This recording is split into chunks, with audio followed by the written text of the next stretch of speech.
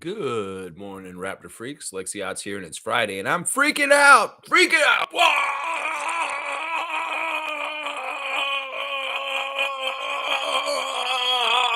Yeah!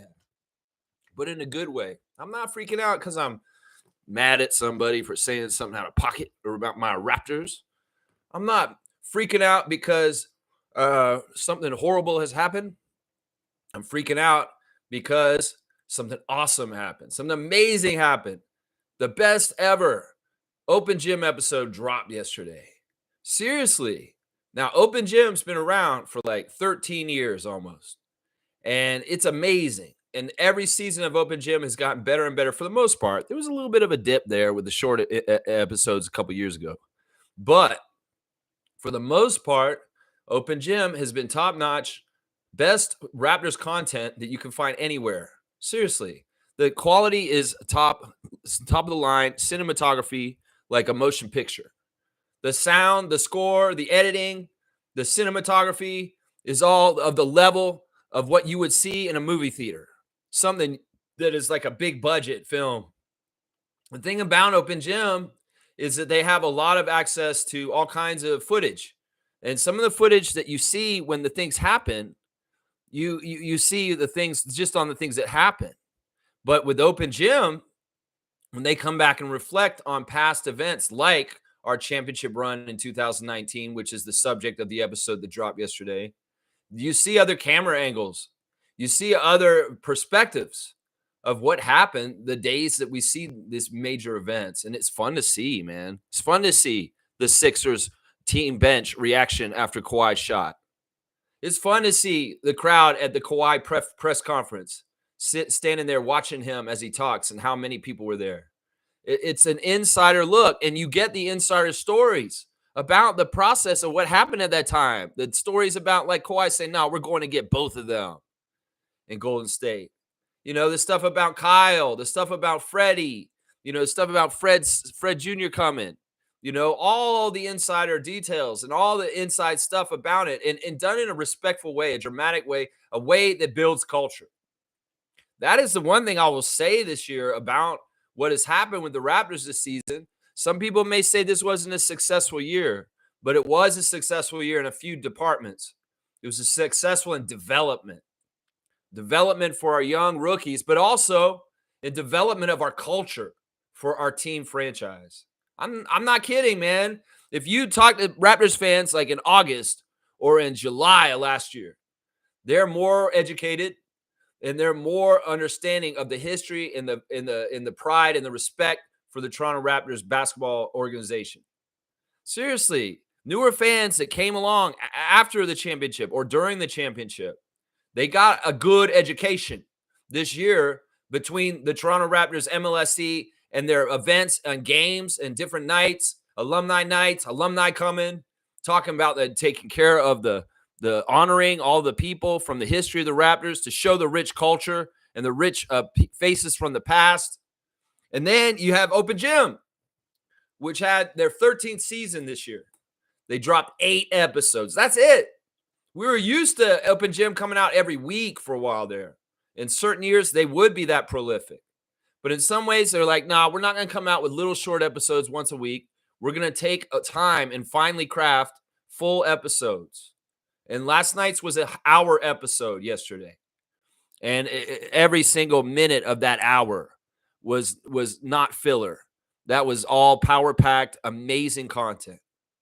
And I'm just saying, mission accomplished, MLSE. Mission accomplished, Open Gym. Y'all two entities right there have done an amazing job this season building the culture for our basketball franchise. That, you know, in some ways, y'all are teaching people to be more respectful of the team and to be proud of the team. That, you know, listen, there's so many negative nannies and all kinds of naysayers and trolls in Raptors Nation.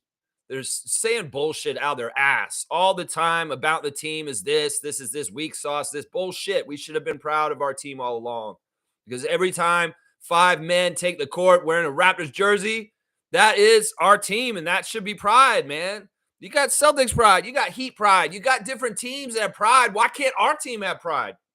And that's why I asked the fans, well, Good job, Masai. Good job, MLSC, for building the culture, right, for telling the stories, for honoring the past, for showing the accomplishments and the successes of the Toronto Raptors on this series open, Jim.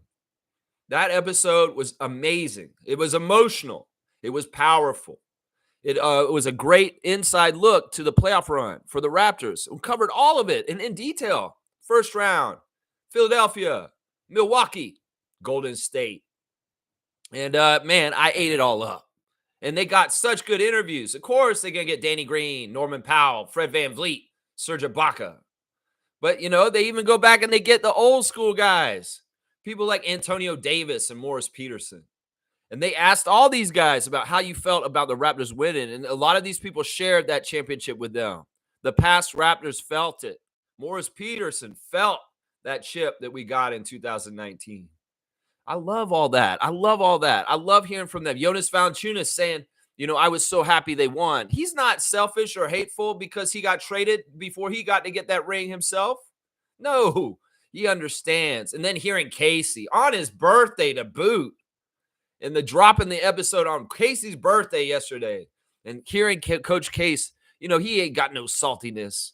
Whatever Casey's revenge was, it's over and done with. He did that stuff with Detroit after he went there and coached after we fired him. But no, he was proud of this team too. And I applaud also Nick Nurse for coming in and doing the interviews honest. And you know what? In some ways, I got points for Nick yesterday. Because listen, man, I get it. The exit was ugly. The exit was not comfortable or easy. But you know what, man? You coming back and talking about our team, even with the black Philadelphia 76ers hat on your head, it means a lot to me. And it shows the way you honor and cherish that year and the accomplishments that you made as a coach on the Raptors. You know what? That, in some ways, you may have seen the career arc with the arc with Vince at this point. And in some ways, you don't want that villain arc. I get it, man. You may play for a villain team towards the Raptors at this point. But listen, I want to heal this divide with you and the Raptors quicker than with Vince. That at the point when things happen the right way in the right time, maybe you get fired by the Sixers. I might forgive you then. Seriously. As long as you're coaching the Sixers, though, you're still enemy, bro. And in some ways, I'm going to call you the snake coach. But if you are gone from the Sixers all of a sudden for whatever reason, which is not going to be this summer, apparently, because they're saying that him and Morey are not in trouble to be losing their jobs in Philadelphia. But when you do walk away from Philly, you'll be back in my heart again, Nick Nurse, just so you know. Because, man, this episode was so good. If you love the Raptors, you'll love this episode. I really, really, really applaud it, man. Seriously, that's why I'm freaking out. Like, this episode was so good, so dramatic. The build to it, the crescendo into the Golden State series, and then beating them. And, I love that both Raptors Delight and Open Gym both showed really respectfully the championship win without including the Masai bullshit that happened to him. That doesn't need to be part of the storytelling going forward. That was an ugly incident that should have never happened.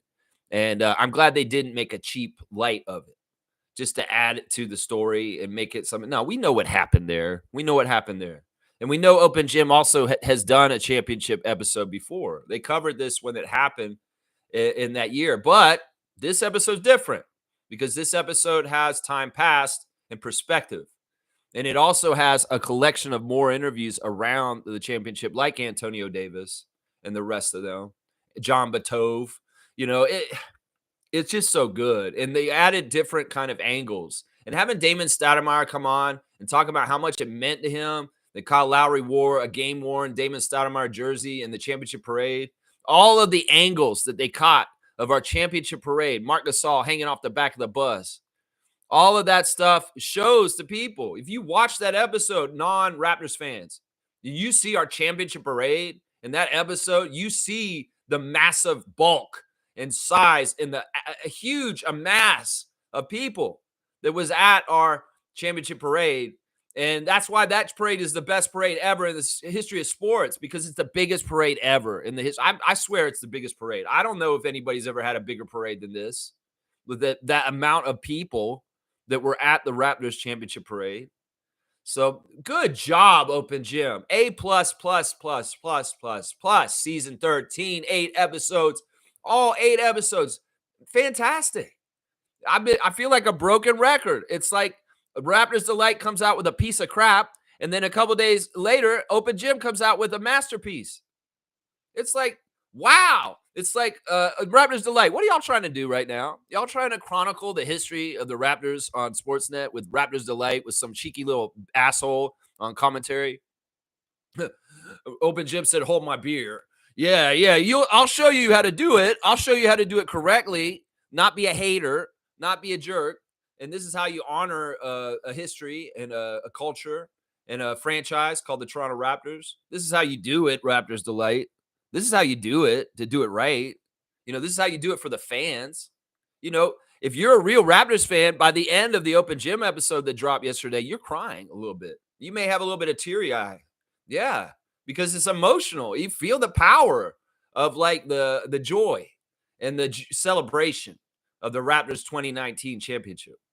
And it all comes full circle. They show the whole journey, every step. The first game against Orlando and how Nick Nurse broke a TV. Yeah, you get little details like that. Nick Nurse broke the TV after the first game loss against Orlando Magic in the first round.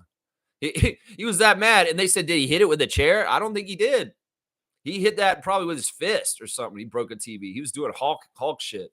But yeah, I mean, those little details, those little more stories about some of the stuff that happened, always amazing. If y'all have any reaction to the Open Gym episode, please write in the comments and we could talk about it more.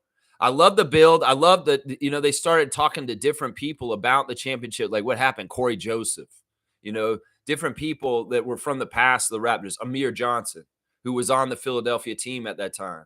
They go through all these people and then they get to RJ.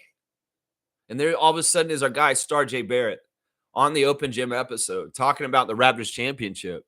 Now, man, it doesn't get any better than that. That's full circle. That's to the past to the present. And the present's RJ, Scotty, Brandon, and Emmanuel. And they have RJ talking about the championship and how he felt. And I love that part so much. And then they say next time on Open Gym, what do they show? They show our two rookies, Shed and Walter. And they go into a whole thing about the next year coming up. I'm telling you, this is a catapult. This is something that could propel our current team forward. In fact, when I was watching the episode yesterday, I was like, I hope all of the Raptors watch this episode. I hope every single person who's currently on the Raptors roster watches this Open Gym episode so they understand what this is all about. So they understand why they should have pride that they put on a red and black Raptors jersey to play on an NBA court. Because, I mean, seriously, that show makes you want to run through the wall for the Raptors. And I'm telling you, they see their buddy RJ at the end of it, and they got to get goosebumps because in some ways they could see the build towards the championship. They could hear the stories from Norman and Fred and Kyle, and they can understand this is what it takes to get to that level, a top level of the NBA.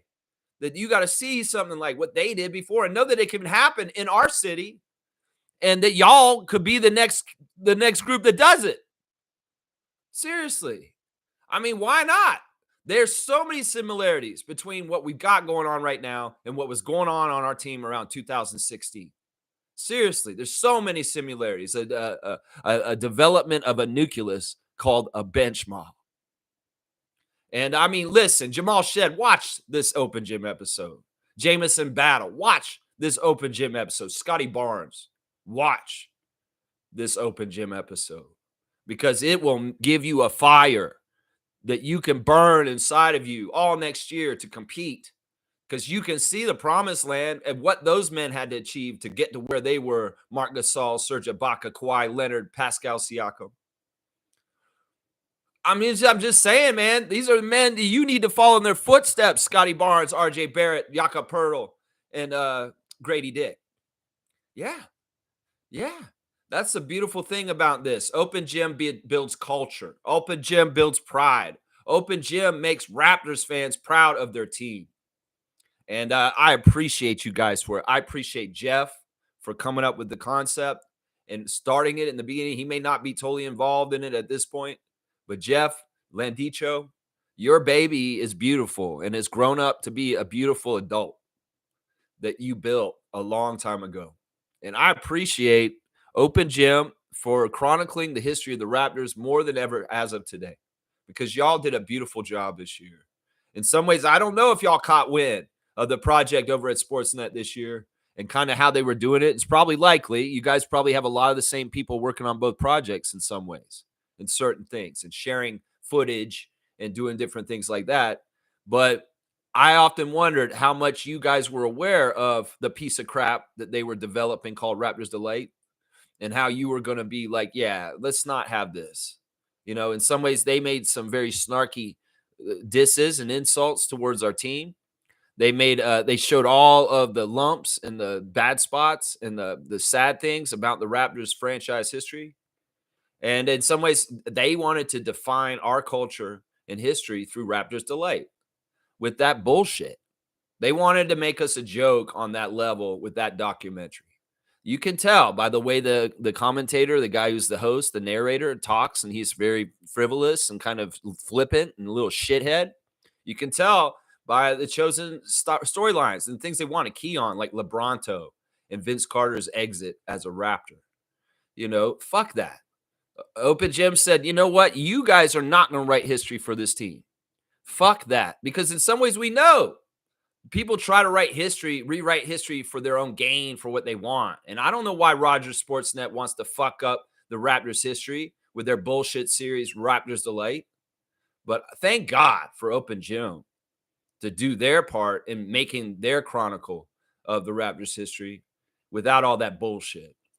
Because, man, you guys did a good job. The score, the energy, the capturing of the moment. In fact, you guys captured that championship buzz that we had in this city around that time in 2019 when the playoffs were going on.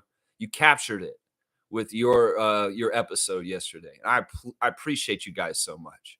I really, really do. Open Gym, you're a godsend. And we are so lucky that we have people that are so talented working on a documentary series for the Raptors called Open Gym.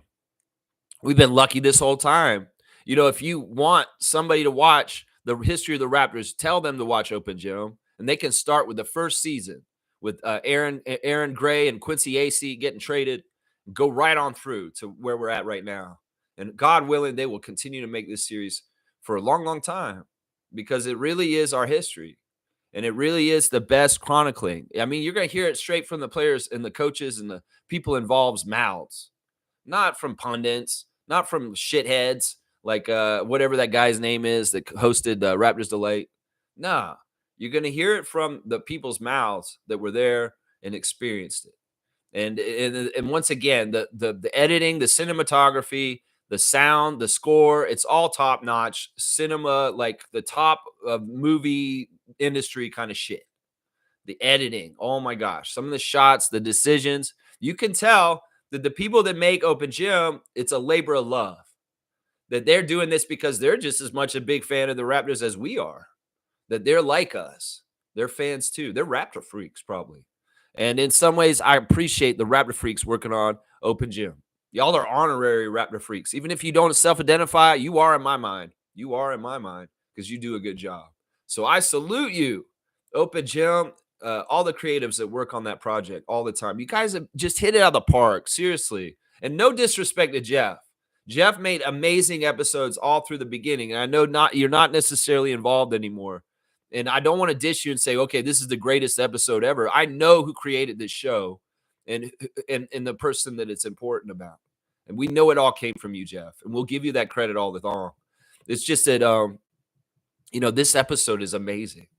When I realized it was going to be an hour-long episode, it's like, wow, don't let it in. Let's get a full hour in.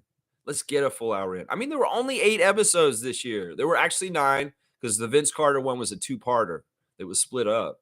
But think about that. Those Vince Carter episodes were amazing. That chronicle of the Raptors in the playoffs was amazing. That chronicle of the Raptors at All-Star was amazing. The episode about Kyle and DeMar was amazing. All the episodes this season, 13th season of Open Gym, were top-notch, 10 out of 10 episodes. Absolutely fantastic. Every single one of them. I'm freaking out about Open Gym today. because they are true auteurs. They are true artists. They are truly at the top of their field. And that show is so badass. So badass. One of my favorite shows in the history of everything. I put it next to the A-Team and Sesame Street. That's just what I'm saying right there. It's one of my favorite shows of all time. That's right. That's in the top 5 with the A-Team and Sesame Street. Anyway, y'all, let's see what y'all are saying in the chat. I had to do my 20-minute rant for Open Gym real quick to start it out, man. So Trevor J's got his words of wisdom this morning. Trevor J, we have decided, sir, that this will be the championship trophy for Peter Saborin for this year's fantasy basketball league. It's a mini Larry O'Brien. It's very, very nice. It was given to us by a prior member of the channel. And, well, we're going to bring it back by and give it to Peter this year, because Peter does need to get a trophy. Here it is. I'm not even going to take it out of here. For some reason it doesn't want to come out. But yeah, it's a little mini Larry O.B. It's this big. There's no ring or anything, but it's really nice and heavy. And well, this is Peter's championship trophy for the fantasy league this year. It's a mini Larry O.B.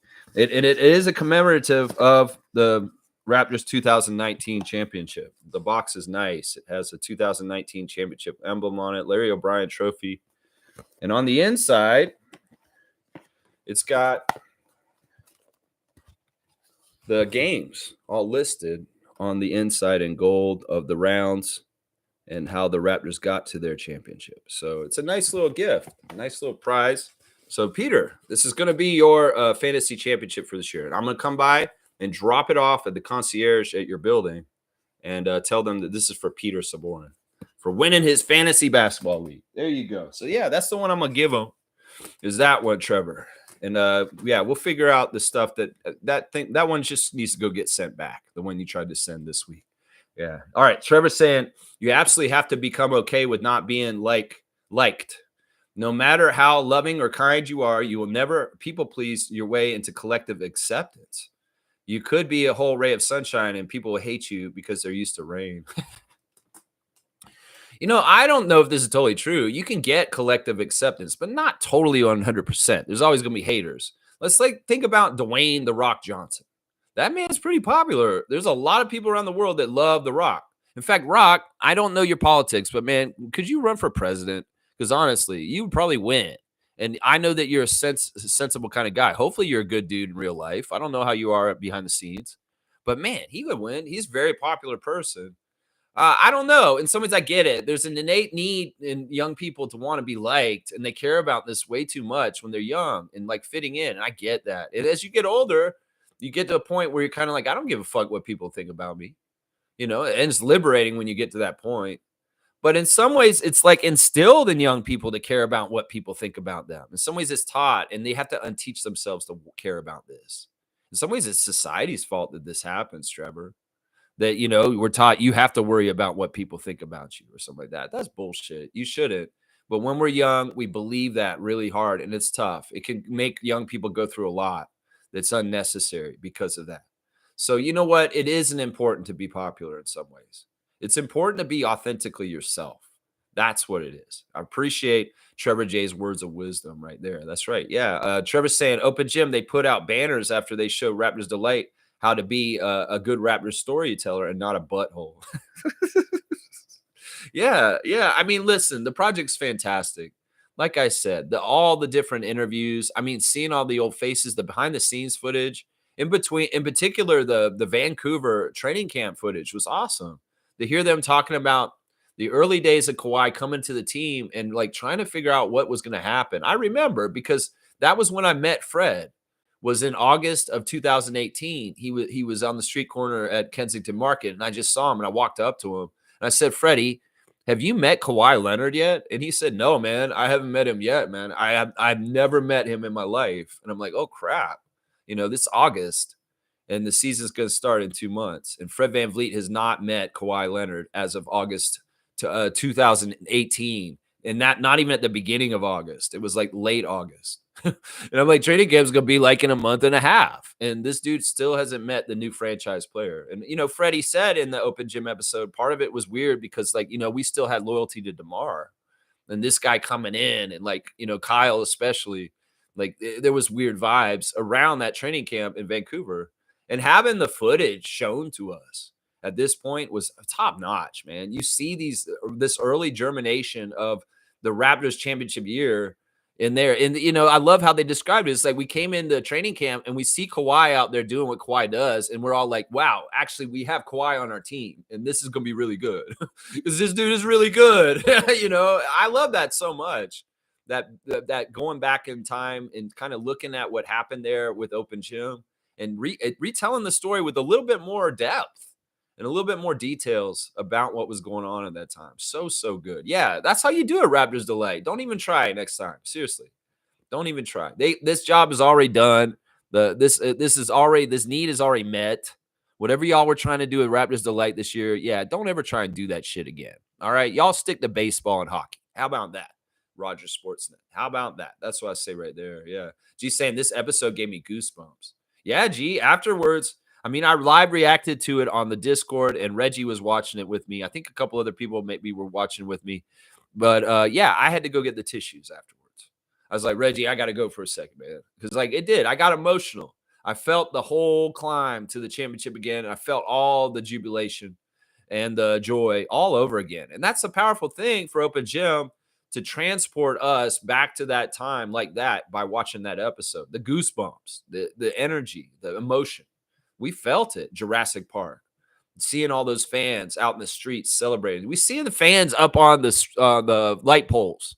Like, I was in the middle of all that day at the parade. And man, there were everybody was getting up on those light poles. It's kind of interesting to see it. Like, Raptors fans were so down there that people were going up on the light poles and the street lights. It's crazy. It's absolutely crazy. Daniel Barry, happy Friday to you. Happy Good Friday to you. Daniel Barry Sports Highlights. Always good to see Daniel here. Trevor saying, can't wait for the next Open Gym with the new team. Let's go. Well, that's not going to come out till probably the end of summer. They're going on hiatus. And that episode, who knows? Maybe they will come out with one every month still, even over the summer. I don't know. But Open Gym, well, yeah, they're going to be covering our new team. And this is the thing. Because we had a bad year this year for the team record-wise.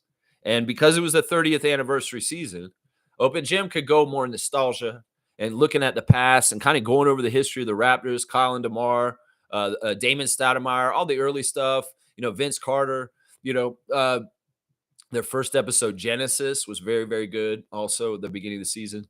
They're going to focus on the team next year this time. There's not going to be any flashbacks. There's not going to be like going on the championship run. They're going to actually focus on the team in live time as they're doing things during the season. This season, in some ways, you don't want to give the dramatic effect that some of the stuff they're having the Raptors. They did a little bit. They intersperse it here and there with the nostalgia of the history, just to kind of have context of time passing.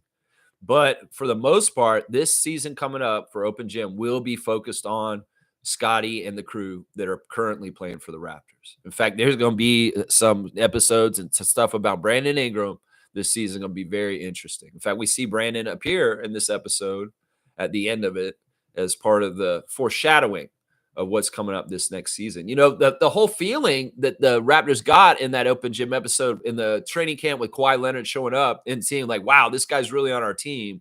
We have a real chance. Kind of feeling. I have a total feeling. I said this watching the episode yesterday in the reaction that we're going to have the same kind of feeling this training camp coming up this fall for the Raptors when Raptors start showing up for training camp and they start seeing what Brandon Ingram is exactly capable of. It won't be exactly on the same level of Kawhi Leonard, but it's on the scale closer to Kawhi Leonard than the average man is what I'm saying. So it could very well be wherever we're going to go do training camp, which probably will be in British Columbia somewhere. The other players on the Raptors will be like, well, B.I.'s been hanging around. He's a cool guy. We've gotten to know him.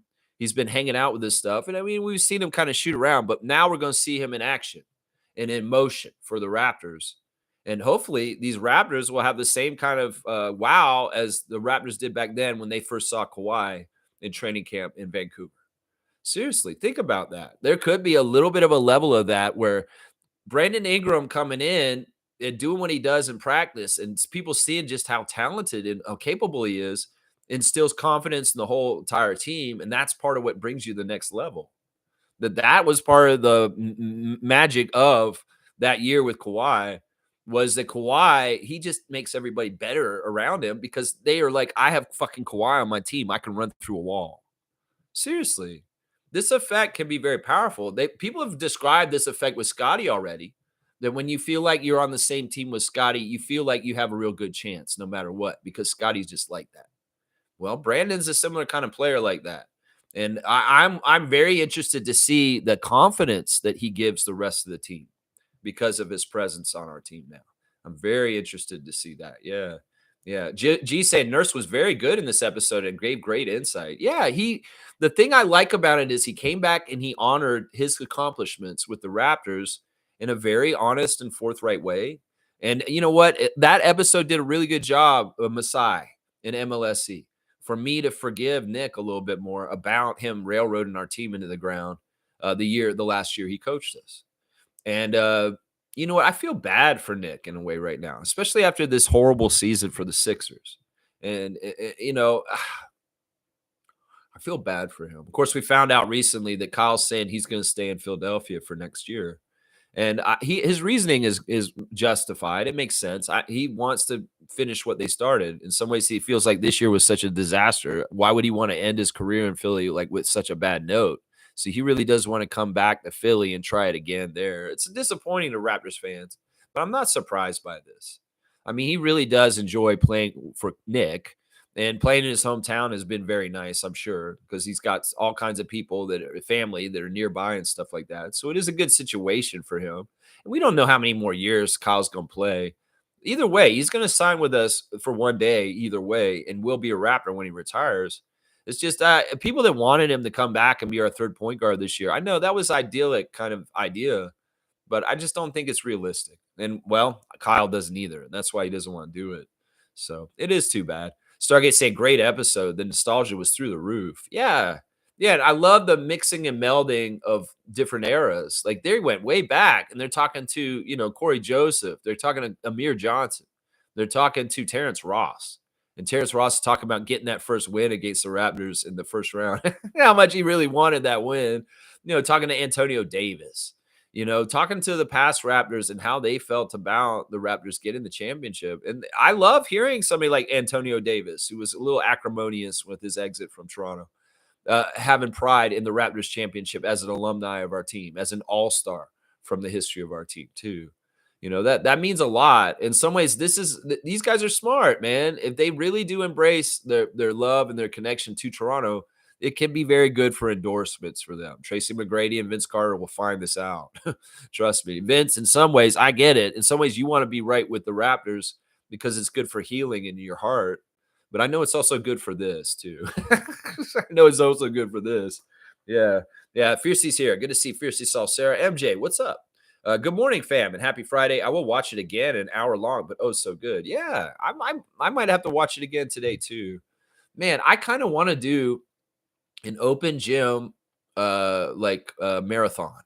Like I kind of want to find all the episodes and watch them all in a row, but I know that would take forever because it's a lot of content. It's like 13 seasons, and each season's probably about 4 or 5 hours each.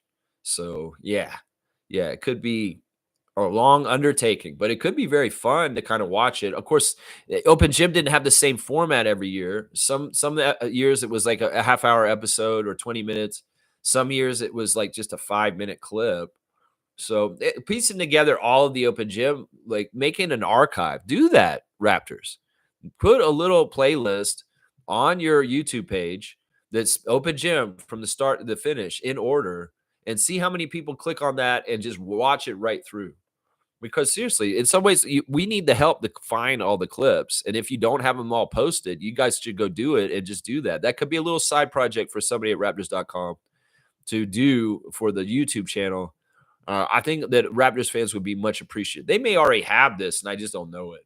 I know that they have different seasons playlists, but I don't think they have all of them together linked in one big playlist. And that's what I want to see, where you can start in season 1 in the very beginning with Jeff's vision, and go from season 1 to season 2 to season 3 to season 4.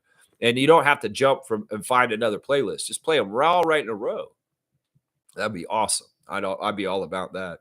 Fiercely saying, I got teary. It was magnificent. Wayne Embry and Tannenbaum on the podium. Such a proud moment for them. Yeah, that, you know what? In some ways, seeing that again yesterday made me realize like just the powerfulness of this. I'm reading this book, Black Ball, by Teresa something, who's a former dancer for the Raptors. And it's about the civil rights struggle and the labor struggle for the NBA and their players against the owners. And Wayne Embry is somebody from that era. And he went through so much different stuff. In some ways, Wayne Embry is a very important pioneer in the NBA, because Wayne Embry was the first ever black GM in the NBA ever. Him coming to Toronto like 25 years ago and joining our franchise like very early on, and taking that position as an advisor, a senior advisor, and kind of being just around in the scenes, lurking and helping and advising Masai and whoever around this team, that's been such a plus.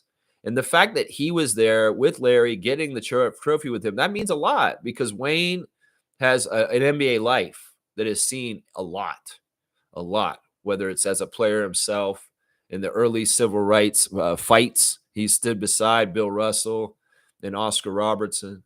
And then, going into executive stuff, like being an executive in the NBA as one of the only black executives, that's a big deal. So it's a full circle kind of thing to see Wayne Embry in particular in the scenes with Adam Silver, Ernie Johnson, and Larry Tannenbaum getting that Larry O'Brien and holding it himself. It's a big deal. In some ways, he missed out on holding that championship with Cleveland when they won with LeBron, because that was classically his franchise. But he's a Raptor through and through since then. So yeah, it's special. And man, Wayne Embry is so important to the Raptors on the down low. People don't even realize it. They really don't. Stargate saying, I certainly see the path to another championship with this current incarnation, this team, for sure.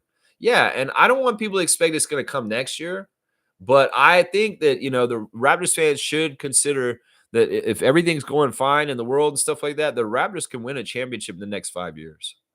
Yeah, I think they can. I mean, part of it is the youth is on our side. We've got a good runway of rookie contracts to keep this nucleus together on a cheap for a while, for like 3 years. And then, we'll have to start making some big decisions as guys blossom and maybe have to go to other places. But this is why having Bobby and Masai in the front office is a strength, because they'll be able to adjust and do the different things, the different modes that we have to be in to try and win and get steps closer to Larry O'Brien. And I mean, I trust them. I trust the hell out of them. I mean, you think about it. They talk about the gambles they made, making the trade for Kawhi, and then the gamble for getting Marc Gasol also was part of it. We listened to Marc Gasol on Zach Randolph's podcast yesterday. Stargate and I did a reaction to that yesterday on the stream on the Discord also. And man, Marc is awesome. Marc was dropping curse words, which was out of place. And he talked about winning the championship with the Raptors and how he has the Grizzlies players and his teammates in his heart from 11 years of playing for Memphis. And the different stuff. I thought it was really interesting that he talked about how even though Memphis for years had asked Marc Gasol to play up top and shoot threes and bring the big defender out, he wouldn't do it because he liked playing the post. And he's like, nah, I want a reason for doing what I'm doing on the court. Well, Nick Nurse gave him a good reason for him playing up top at the top of the key and being a hub up there and also a three-point threat. And it worked. It worked really, really well. And it was cool to hear Marc break down in detail a lot of the stuff with the playoffs, stuff with Embiid and things that happened during the series, and talking about Fred and Norman and Kawhi. And it's a really good podcast. I highly recommend watching Out the Mud with Tony Allen and Zach Randolph hosting. Marc Gasol is the guest. It dropped yesterday. And Marc is very candid and open. He talks about his sibling rivalry with Paul and how much he hated Pau. Seriously. It's like the first time he played Pau did a move on him and he beat him to the basket. He got pissed off. He wanted to fight him. And he was funny. They were joking. Tony Allen said, yeah, I remember how you were with your brother. He's like, yeah, man, I was serious. Like, y'all thought I was joking around. It's like, no, don't get involved. This is between him and me. Like, he really had a sibling rivalry with Pau Gasol. And whenever they play, you could feel it. I would notice it when I remember when I used to watch NBA and I'd see the Gasol brothers against each other. There's a lot extra between them. And they weren't acting like they were looking out for each other. They were really going at each other in a top competitor kind of competitive way. And Mark wanted to beat his ass. And it was partly because all the years that Pau Gasol destroyed Mark Gasol when he was younger and smaller than him. And it's built up from that. So good, man. But seriously, watch the In the Mud, Out of the Mud podcast with Zach Randolph hosting and Tony Allen. It's very Grizzlies centric, but in some ways that because of Mark's part in the Raptors championship, there is a whole part where they talk about Toronto and what we did up here with him. Yeah, it's amazing. So good. So good. Yeah. Let's see what else. Fiercely saying, rewatching Gasol's passing and his impact, so nice to witness players with basketball IQ. Bench mob flourishing, Lowry finally buying in despite his pain, Masai not messing and straightening things. Man, these guys are so good. I mean, seriously. I mean, I know I talked about the two things that they've done recently, the front office that just have wowed me, the Brandon extension and Darko's extension. But man, you just really see just how really smart. And you know what? They're not just smart with decisions. They're smart with timing. They're smart with timing. They really, really are smart with timing. Yeah. If you're interested in hearing the Gasol podcast that I just talked about, Fiercey, you love it because it's Mark breaking down basketball stuff and philosophy. It's very, very, very nuts and bolts. And I highly recommend that podcast for anybody who's a basketball fan that loves that kind of stuff. You know, because he really does. He talks about basketball philosophy and things that how he views the game, and they get really specific. Zach Randolph and Mark Gasol and Tony Allen. So highly recommend that. I'll put a link in the comments for this stream to that podcast so other people can watch it. It's very, very good. And you hear Mark drop F-bombs. And also, as Stargate pointed out, he liked the part where Mark was talking about when he first came to Memphis, because he came to Memphis before he was in the NBA and before he got drafted by them, because Powell was on Memphis and the whole family came to support Powell. And Mark's younger than Powell. So he was living in Memphis and kind of running around with kids from Memphis. So he comes from his Memphis roots, pretty honestly, for being a guy from Spain, you know? So yeah, there's some things he said about neighborhoods that he hung out in, and like, that's how you knew he was a real one from Memphis, because there were certain hoods that Marc Gasol would go to when he was a young man before he came to the NBA. And they weren't necessarily parts of town that most people would go to in some ways. Let's just put it that way. Yeah. Let's see. G saying, I see the vision with Yak turning him Gasol 2.0 with developing his passing. Yeah, there's a lot of parallels in that. Like, you know, Jakob very much is in the vein of what Gasol is doing for us, except without the 3-point shooting. You know, I like the part in the Gasol podcast where he's talking about Jokic. He talks about the guy who plays in the league the most like me now is Jokic, and I love watching him. And he tells a really funny story about how he found out about Nikola. Like, he's at Darko Milicic's wedding. Darko Milicic. And he's in like Serbia. And Jokic's brothers, he knew them before he knew Nikola. And these crazy Nikola Jokic brothers come up to him. He's, hey, Mark, yeah, my brother's going to be in the NBA one day. He's really good. And he's like, yeah, okay, whatever, guys. You guys are weird. You're weird. And like, okay, because they're Jokic brothers. They're crazy. And then like he's at a game in Denver, like with his team, Memphis. And the Jokic brothers show up at the game, and they're like walking down the stairs. They're yelling at Mark from away. They're Mark. And like Marc Gasol says, he's like, why are these guys here? It's like, why are these dudes from the Serbian wedding, the Jokic brothers, those guys, why are they here? He say, hey, my brother, he's playing for them now. He's like, he points down the other end of the court, and Nikola is a rookie. The Nuggets. Yeah, I thought that story was really funny. That part. But, you know, getting back to Yak, in some ways he's in the line with, you know, that kind of passing hub, you know, the old school Sabonis, Arvydas Sabonis, Marc Gasol, Nikola Jokic, Jakob Poeltl, big man passers that are very gifted in certain ways. Sure, he's not doing behind the back shit. He's not doing crazy float kind of weird passes like Nikola and Arvydas would do. But Jakob has a very good passing hub mentality. And I very much enjoyed him in that role this season because I felt like it was very fruitful. and that the Raptors had a very, very good offensive flow, partly because they were really using him as a touchstone on their offense, Jakob Poeltl. Yeah, and the parallels are there. The parallels are there, G. You're exactly right. Yeah, Reggie's saying, yeah, that was a great episode, man. Yeah, no ifs, ands, or buts. That's how you do it, Sportsnet. That's how you do it. Fiercely saying, I don't know, Lex, Sesame Street and A-Team? Yeah, as you can tell, I don't think much good TV has come out since I was a child. Seriously, the A-Team, even though it's comical and stupid, Mr. T, Hal and Mad Murdoch, that was a shit. And, Sesame Street, so formative for me. I probably watched Sesame Street 3 or 4 times a day as a very small child. And in some ways, it really made me a smarter person sitting in a room with Sesame Street as a very, very small infant. And that's part of the reason why I give so much credit to Sesame Street. It's not that I watch Sesame Street still. It's not that it's just that I give it so much credit for being such good programming in my formative years that in some ways, part of the reason I am the way I am is because Sesame Street accelerated my brain as a child when I was very, very small. So that's why I put those 2 shows in there. Sure, I could say something like Breaking Bad, like everybody else. But, what's another good show that I liked? I mean, it's tough. Like that I really, really like and I think is so perfect. I mean, because those shows, A-Team got really bad at some point, But Open Gym is definitely in my top 5 shows of all time. Definitely, definitely. Reggie's saying that really was a perfect season set up by a perfect trade. Wow. Yeah, I don't know. I don't know if it's exactly perfect, but it was pretty damn good. It was pretty damn good. I mean, Kawhi had a Jordan kind of year. And seriously, and that's undeniable. In some ways, some people able to be making the argument that Kawhi Leonard had one of the most successful single years in a career in Toronto. That in some ways is his best year. He's his peak of his career, the best year he's ever played in the NBA, statistically and outcome wise. I mean, he's the Finals MVP, and he won the championship.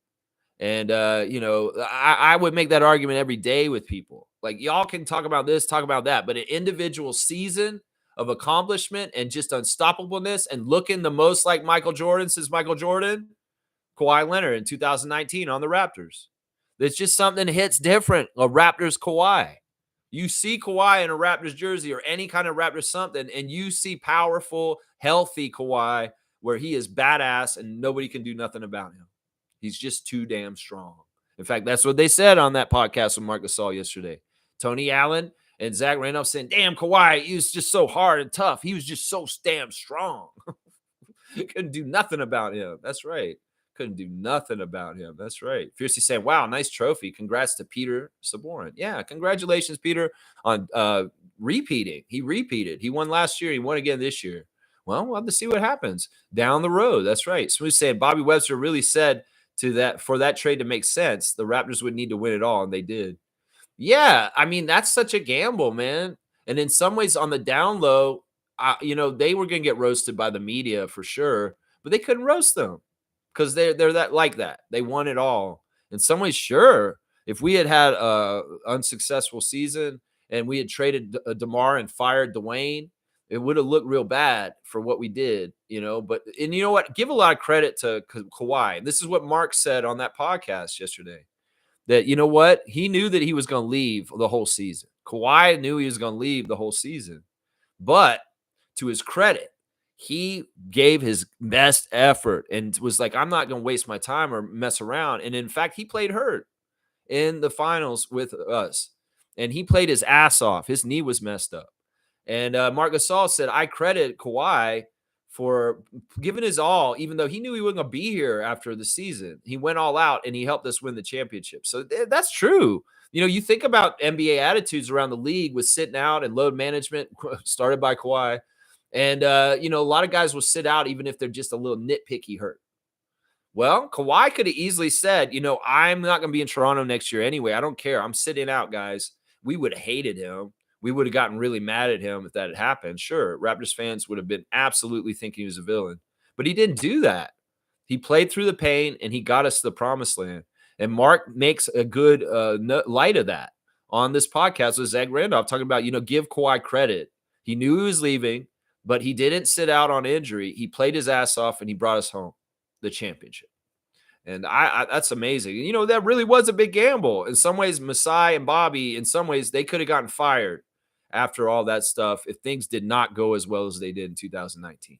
Seriously, they could have. Fiercely saying, yes, at G. Jakob already has a great IQ and footwork. Last season, he drove and dribbled more to the basket. I can see him elevate with his passing abilities this offseason. Yeah, I mean, they're all going to continue to develop and work on stuff this summer. And well, let's go look and see what's going on with the Instagram stories real quick. Jay Nathan, Jonathan Mobo is in Bangkok, y'all. He has posted something 4 hours ago at a water's edge in Bangkok, Thailand, guys. And Lloyd is with him, guys. Lloyd is there also. So I'm going to guess that the entourage might be together over in Thailand right now. And that could be Mobo Barnes and Lloyd and Jay Simpson and those kind of guys, Patrick. Who knows how many of Scotty's entourage are together in Bangkok, Thailand right now, but two of them are there. And that's usually a symbol that there's more of them there. Like Scotty's probably there too, possibly. So Scotty, Jonathan, and Lloyd might be in Thailand right now, just so y'all know. Slim Duck has got the picture of him celebrating in the Raptors jersey. Man, we love you, Chris. Whatever happens with you, man. Seeing you, young tadpole Chris, in the championship episode yesterday was fun. Seeing you in the practice, he was there. He was in the middle of it. Savannah Hamilton's got something called Boldest. Timu Boldest, Savannah Hamilton, Sportsnet Toronto Raptors sideline reporter. There you go, Savannah. Keep striving and achieving. You've been doing so well the past few years covering the Raptors. Jamal Shedd's on a sidewalk somewhere walking with some lady, and he's got hearts. I'll bet you that's his mom, and that he's happy to be with his family right now after the season's over. That's right. Let's see. Beal Deal winner. The legend of Batman will live on forever. That's Houston, guys, and Jamal with his Houston dudes in that picture right there. And he's celebrating Adonis Jenkins making the all-rookie team in the NBA G League. NBA G League teams came out yesterday, and none of the 905 got anything. Not a single one. Not a single one. Last year we had at least some one person got achievement, I think. I'm not sure if I remember who. But this year nobody got nothing from 905 for recognition. Nobody on any of the all G League teams. Nobody on the defensive G League team. Nobody on the rookie G League team. And it's just how it is. But there is somebody we do know that did make it. Jared Roden posting pictures of him in the City Edition jerseys against Charlotte. You love seeing Jared Roden. He's been playing great for the Raptors. And good stuff going on there. Let's see. What is that? Let's see. Norman Powell getting ready for the playoffs with the Clippers. I like seeing that. Norman being a part of Open Gym is always a great thing. Kelly Olynyk eating some crazy-looking ramen, it looks like. Wow. Kelly Olynyk, man. Ulrich Shamshay, guys, last night at Scotiabank Arena. Yeah, I wasn't sure where Ulrich was. It looked like he was somewhere warmer, but he actually is in Toronto because he went to the Leaf game last night, guys. Ulrich at the Leafs game, sitting behind their bench. Honestly, dude, his seats are crazy. He's like right behind the Leafs bench at the Leafs game last night. So Shamshay still in Toronto and at the Leafs game, guys, last night. Just so y'all know. Let's see what else we got. SGA with some cool pictures, with taking pictures of himself, doing cool things. Emmanuel Quickley is still in Toronto, apparently. He took a picture out on his balcony of him looking at the CN Tower with the sun behind it. So Emmanuel showing signs that he is still hanging around Toronto, even though the season's over. So he's still up here. And Ulrich at the Leaf game. So we do have some Raptors that are still lingering around. AJ Lawson went to his grandma's house, I guess. And there's a picture of him he posted. I don't know why you want to do this and embarrass yourself, AJ. He's like, my Nana got the gems at her crib. It's a picture of young AJ Lawson. So if you want to see a cool picture of AJ when he's a kid, well, go to his Instagram stories. You can see AJ's picture at his grandma's house, his Nana's house. All right, here's the guy I'm talking about here. Malachi Flynn for the Austin Spurs got all G League first team this year. So maybe Masai did make a mistake with him. You know, Masai's mistakes, self-proclaimed mistakes. Bruno Caboclo, Coloco, and Malachi Flynn. Well, Bruno, I think he paid off, and I think that the scout was right on Bruno. It just took a long, long time. That guy was right. 4 years away from 4 years away to 8 years away to 8 years away. I don't know. But Bruno, I think you had the right eye for him scout wise. Masai. And we know that not having 905 and the OVO center was part of the problem with Bruno in his development. Koloko, well, we found out this week that he will not be on the playoff roster for the Lakers. Left off. And that's got to feel crappy, man. Like, seriously. And Raptor Freaks have been telling me he's regressed on the Lakers, which I knew he would, because honestly, they don't have a good development system.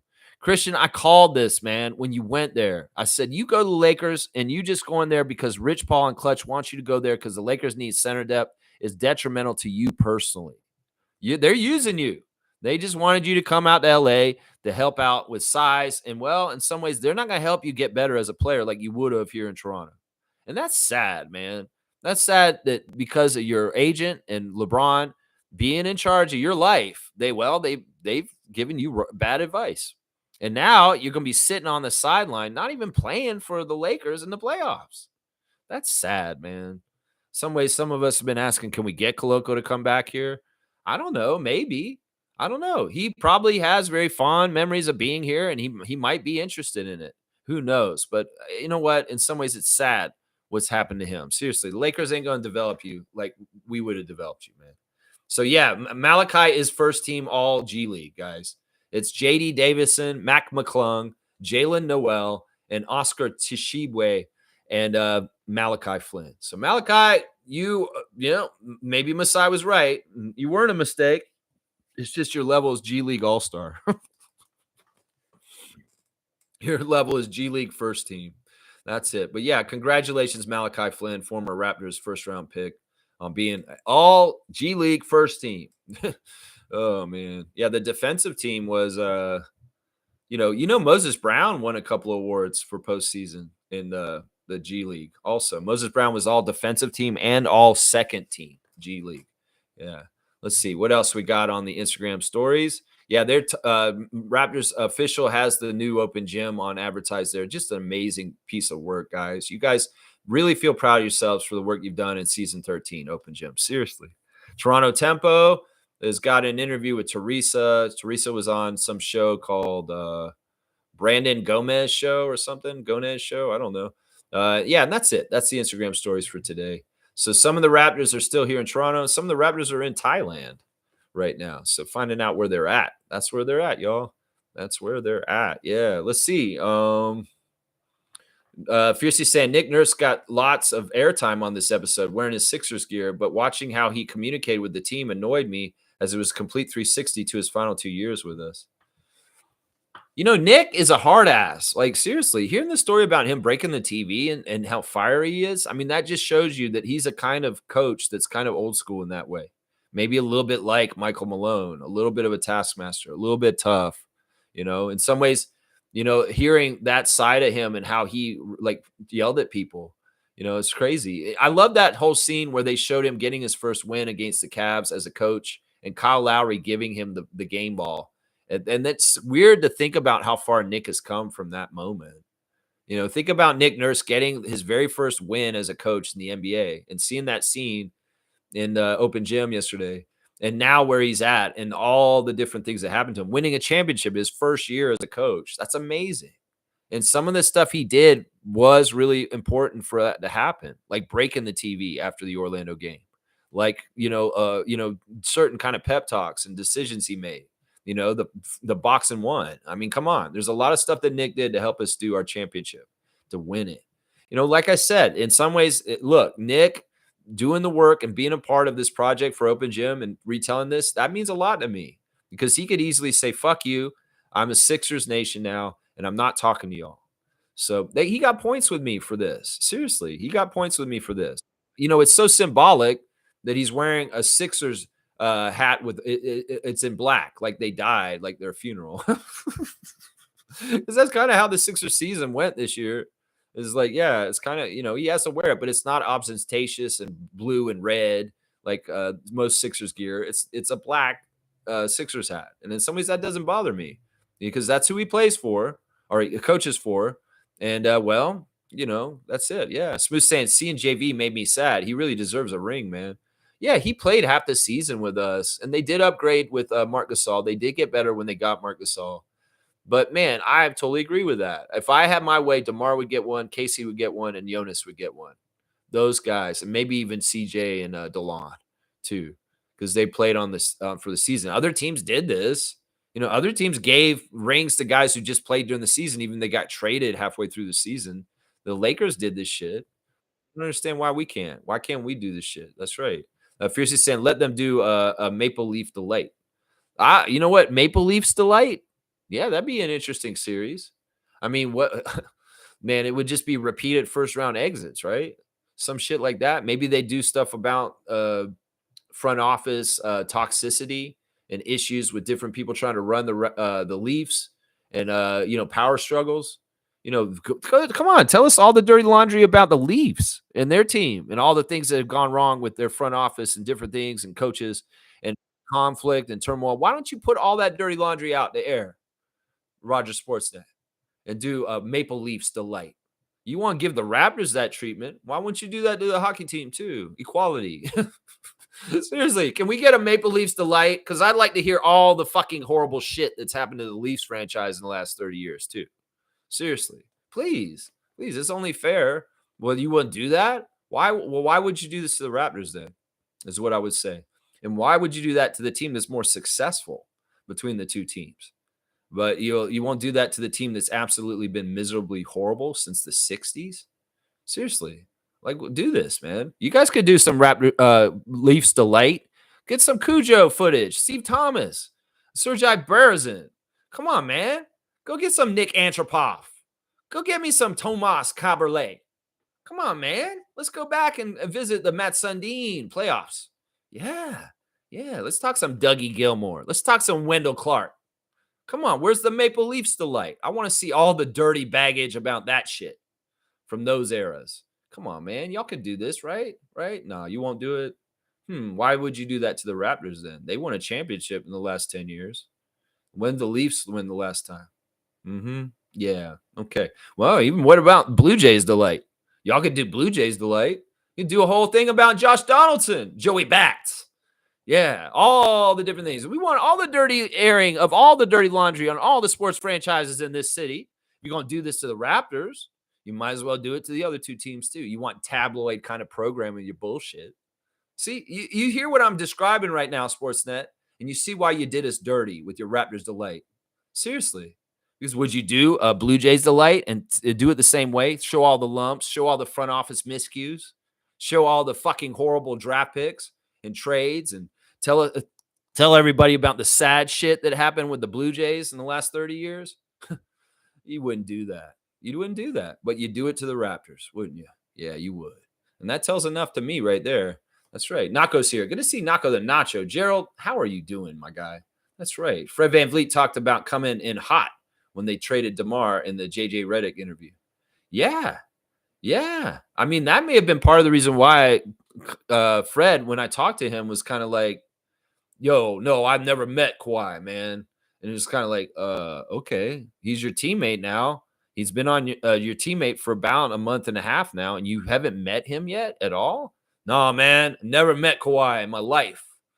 Well, he met him shortly after that, and he went on a championship campaign with him. That's right. Yeah, Kyle, it's funny how they talked about Kyle being a problem and caring and stuff like that. And like even I love the scene with Masai in the car talking about Kyle and having a little chat with him, and them talking about how Kyle almost got traded with Mark to with Jonas to Memphis, because that was one of the trades, y'all. What part of that trade was going to be Jonas Valanciunas and Kyle Lowry to the Memphis Grizzlies for Mike Conley and Marc Gasol. And basically, Masai let it be known in this episode on Open Gym. He said he had a little Godfather moment with him. He brought Kyle into the office. Come in, Kyle. Come in. Kyle, sit down, please. Said, we need to talk about something here. Are you serious about wanting to go all the way and win a championship with Kawhi Leonard here in Toronto? Because if you're not, I can trade you to Memphis right now with Mark Gasol and Mike Conley. You need to think deep and hard about what you want to do. Na, na, na, na, na, na. He's like, you want me to take you out into the lake like Fredo? Because I'll take you out to the lake, Kyle, and you can say bye-bye in the middle of the championship season. You don't know it's going to be a championship season, but right now, how do you feel about things? Can you get over DeMar getting traded so that you can stay here? It's like he made him an offer he can't refuse. It's kind of like Kyle. If you don't get your head out of your ass and forgive us for trading DeMar DeRozan and get along with Kawhi Leonard better, I'm going to trade you to Memphis. You're going to go there and we're going to get Mike Conley over here to take your place. Well, we know history. We know what happened. Kyle bought in. He listened to Masai and he bought in at that point. He said, yeah, no, I want to stay on the Raptors, guys. Yeah, I want to stay here. I want to see. I feel good. I think we can win. All right, you're bought in. You're going to get your head out of your ass. You're going to take the towel off your head and get from the end of the bench. You're going to start doing things more like you usually do. Yeah, I'll do it. I promise, Messiah. All right, good. Good talk. Thank you. You know, that shit happened. That talk happened during that season from what we found out in the Open Gym episode yesterday.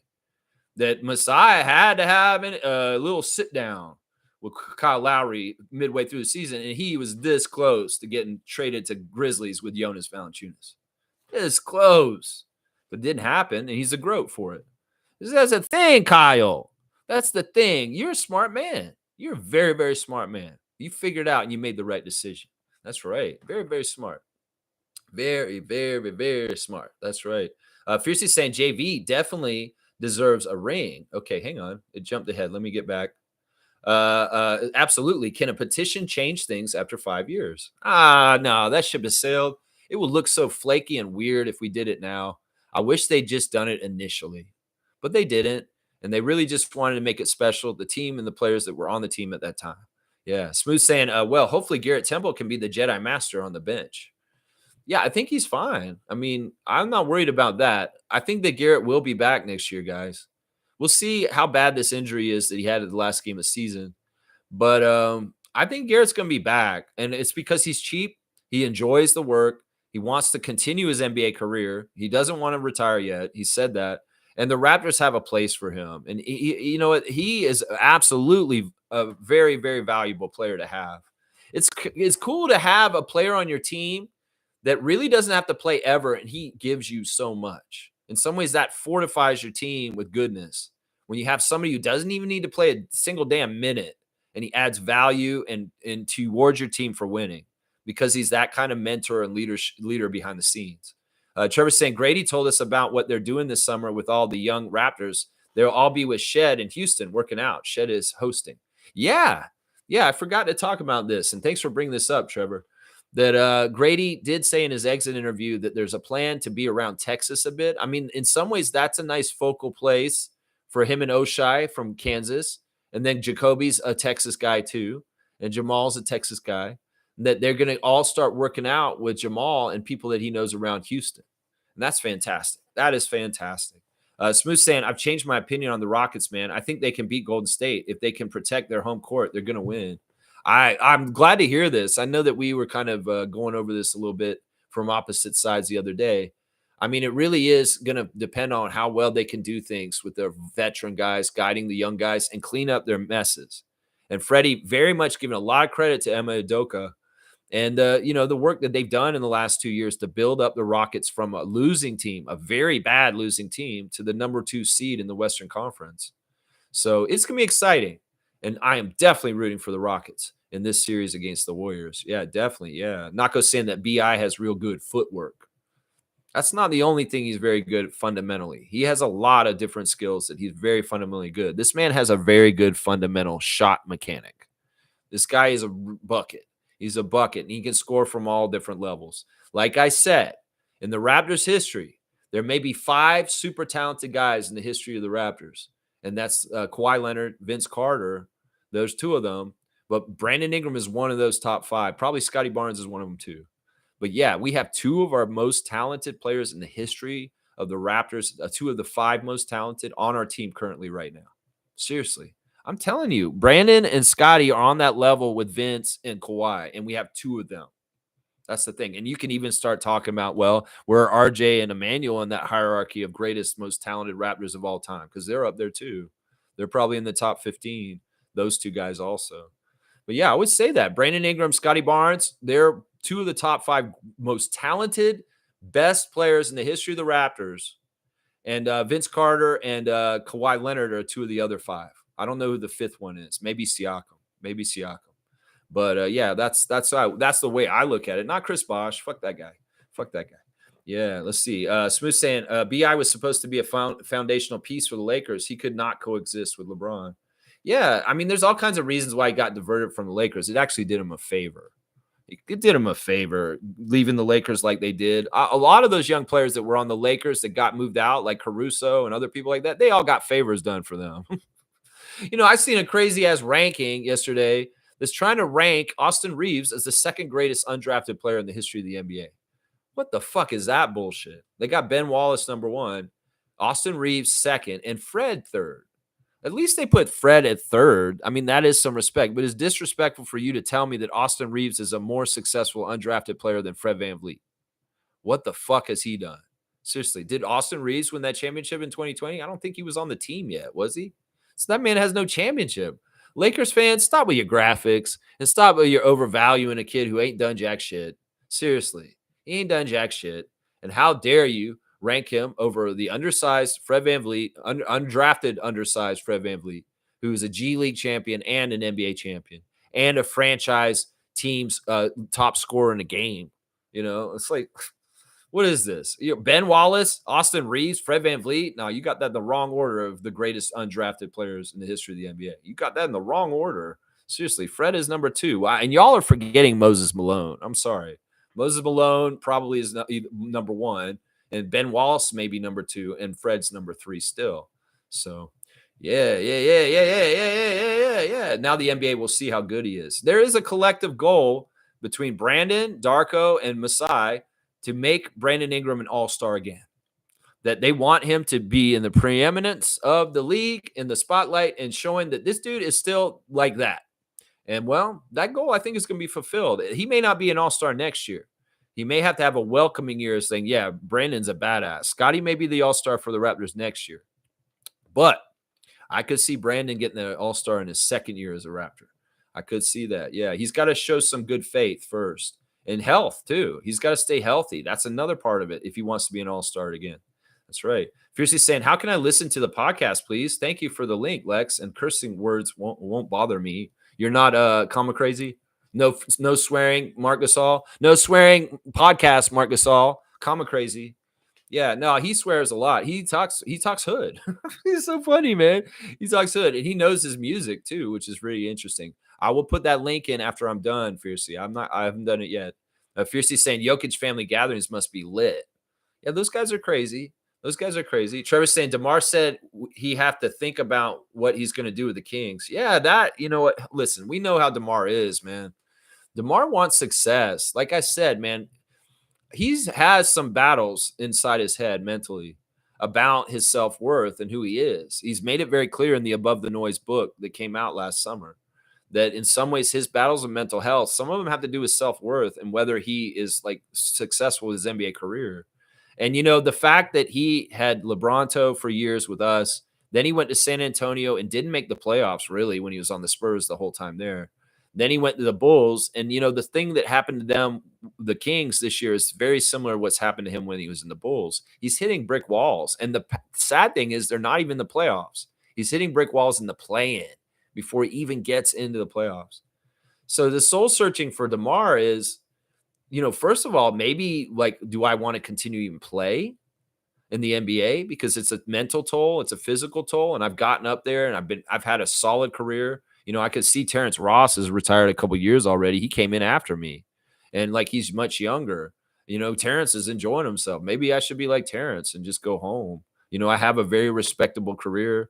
In some ways, this grind of I have my children. I got things I want to do. I don't know. That may be what he's talking about more than necessarily like, do I want to get out of Sacramento and go join another team? That's what you got to think about. When you start getting to be one of the top 10 oldest players in the league, you have to start really seriously considering that shit. And, obviously the winning formula of Zach LaVine and DeMar DeRozan is not a winning formula. And in some ways, the Kings management for setting that up again is kind of stupid. Like, this didn't work in Chicago. Why the fuck do you think it will work here in Sacramento? So it's soul searching about, like, what is his future? It's not even just about being on the Kings. It's about, does he want to play again next year? I'll bet. Because in some ways, it's got to be very deflating and annoying. He used to get so much further when he was on our team. He got all the way to the Eastern Conference Finals on our team. But then LeBron was around at that time, and he couldn't get past it.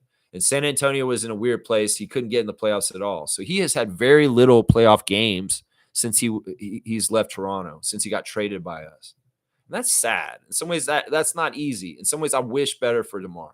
I wish he could be, in some ways, I'm pissed at LeBron that they didn't bring him on instead of Russell Westbrook and let him play for the Lakers like he wanted to with LeBron. At that time, when they picked up Russell Westbrook, they should have picked up DeMar DeRozan instead. But they didn't, and it is what it is. It is what it is. So, yeah, I don't know, man. I'd hate to hear it, but if DeMar says he's going to retire, he might.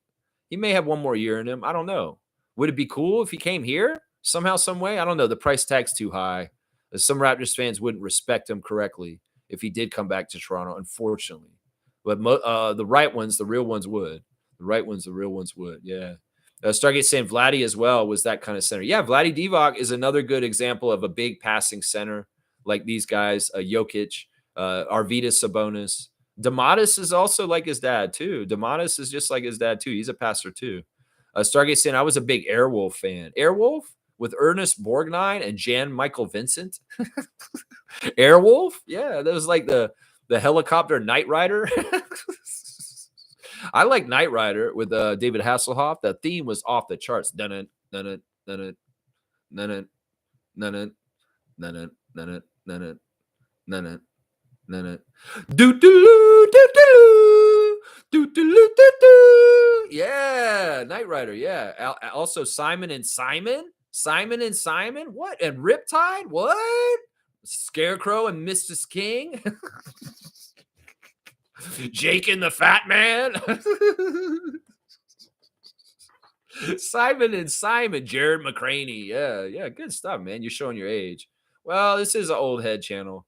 In some ways, you want to know about these shows, go look them up. Airwolf. Yeah, go watch Airwolf. You can watch it. It's pretty cool. I'm all about vintage media. In some ways, there's something more pure and innocent than the way media is in more recent years. Like on some of the YouTube channels I watch are just like old commercial blocks from like the 80s. I just love the nostalgia, the jingles, the old images, the way it used to be. And in some ways, it's kind of fun that on YouTube, you can find this old kind of clips and stuff and watch it. In fact, on the Discord, sometimes I play it on the share the screen in there. If y'all want to watch some throwback commercials and TV shows, definitely come check me on the Discord. And when I'm sharing the screen during the day while I'm working, sometimes I'll be sharing some crazy ass stuff. Like yesterday, there was a film that I showed on the share the screen in there that was a movie from the 1947. Yeah, 1947. But this movie was really interesting. It was in black and white, and the whole cast was African American. Yeah. A movie that came out in 1947 that was completely an African-American cast. And it was really good. And in some ways, it was kind of interesting to see a movie from that era that was like that. And it's something that didn't get put on blast or anything because in some ways, people weren't putting that on blast. But, it is so cool to kind of go back and see something like that. Really, really cool. So I'm watching all kinds of crazy stuff. I was watching old episodes of Hazel and Heart to Heart. Yesterday. So if you're interested in nostalgia and old television programming, that's the place to go right there. Yeah, on the share the screen on our Discord. Trevor's saying, so how they link in Sabonis to Raptors? What do y'all think? How they link in Sabonis to Raptors? What do you think? What do you mean? So how they're link in Sabonis to Raptors? What do you think? Y'all think? What do you mean, Trevor? I don't understand that. Smooth saying, Lex, you want a top 5 show ever? Watch Battlestar Galactica. I know you want me to watch the Almost one, Edward James Olmos one. I watched the Lauren Green one. That's the one I watched because I was a kid in Battlestar Galactica with Face Man, Dirk Benedict. Yeah, I watched that one. I know you've been trying to get me to watch this for a couple years now, Smooth.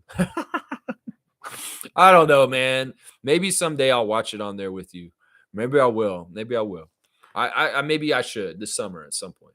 Stargate saying Mobo and Scotty and the entourage are over in Thailand at that White Lotus hotel. Uh-oh. Uh-oh. White Lotus is like a show that's on right now. Everybody keeps talking about. I have no idea what it's about, so I can't comment on it. But yeah, they're over in Thailand. It looks like the Scotty entourage is over there. Yeah, Smooth saying not the '70s version. Yeah, the '70s version is the one I like. Yeah, although I like the '70s pilot. It was a cinematic movie, very well done. Yeah, I mean, when I was a kid, I had some of the figures. I remember I had the Cylon and I had the little orange dog, the weird dog. As a kid, I had some of the Battlestar Galactica '70s series of action figures when I was a kid. Yeah. Smooth saying it. Smooth. Which Battlestar? The one with Lauren Green or the reboot with Katie Sackhoff? He's talking about the one with Edward James Olmos as Adama. Yeah, that's the one he's talking about. He tried to get me to watch this like a couple years ago, and I said, "Man, I'm not really." I know I've been watching other series. It's just I don't know why. I just don't. I haven't had the interest. I think part of it is because my ex brother-in-law was really big on that show, and I hated him. And he talked about it all the time, and I'm like, man, this is why I have a proclivity not to watch the new Battlestar Galactica, because my ex brother-in-law, my ex-wife's sister's husband, he's a total dick, absolutely an asshole. And he was huge on that show. And he was always talking about it, but he was a dick otherwise. And I'm like, yeah, I hate this guy. So I guess I associate that show with him. Maybe I should associate the show with Smooth and I'll like it more. I don't know. That's probably why. That's probably why. I just figured it out. That's why. That's why I'm like, I don't care about watching that show because I heard it from Fuckface Ben for so long. Stuff about it. Yeah. All right, let's keep going. Fiercely saying, I think Marquise Noel had something last year for the 905. I think so, but he got hurt. I think he might have. Malachi getting recognition at that level as a vet does not impress me. No disrespect, but he should be winning in the NBA. Yeah, I mean, he's in the G League. And what is he, like a 6-year vet now? Something like that.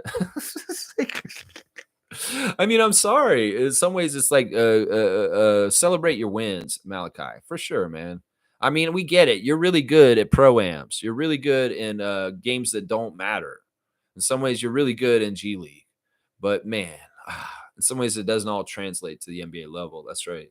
So he's saying the reimagined version was KDS with KDS. Is there like 3 Battlestar Galacticas? I think there are. There's an even newer one than the Edward James Olmos one, right? Nako saying no specific order. Breaking Bad, Mindhunter, High Maintenance, Community, and Yellow Jackets. Okay, so this is Gerald's top 5 shows of all time. He's got Breaking Bad number 1. We're at an interesting place with Breaking Bad. Watching it, Adriana and I. We're just about to start season 4. And the season 3 ends, of course, with Jesse at Gail's apartment and whether he's going to shoot him or not. So we're just about to start season 4, and we'll have 2 more seasons. Then we're going to watch Saul Goodman after that. But yeah, Mindhunter was a really good show. Mindhunter was really good. They stopped it too early. That show was amazing. Honestly, that was a really good show. I don't really know High Maintenance or Yellow Jackets, but in Community rubbed me wrong. I think it's because I don't like Joel McHale and I don't like Chevy Chase. So I hate that show. Don Glover's all right. He's cool. But the rest of the cast I really didn't like. Alison Brie's cool too. But most of the Community cast were unlikable to me. And specifically Chevy Chase and Joel McHale. I can't stand Joel McHale. I always hated him when he did the E show. Like when he was doing Talk Soup or whatever it was after Greg Kinnear and other people. I hated him. I've always hated him. So I can't get behind that show.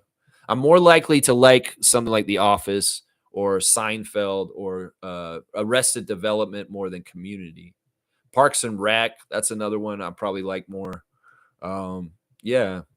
Let's keep going. Stargate saying I'm getting into Yellowstone now. Yellowstone. Yeah.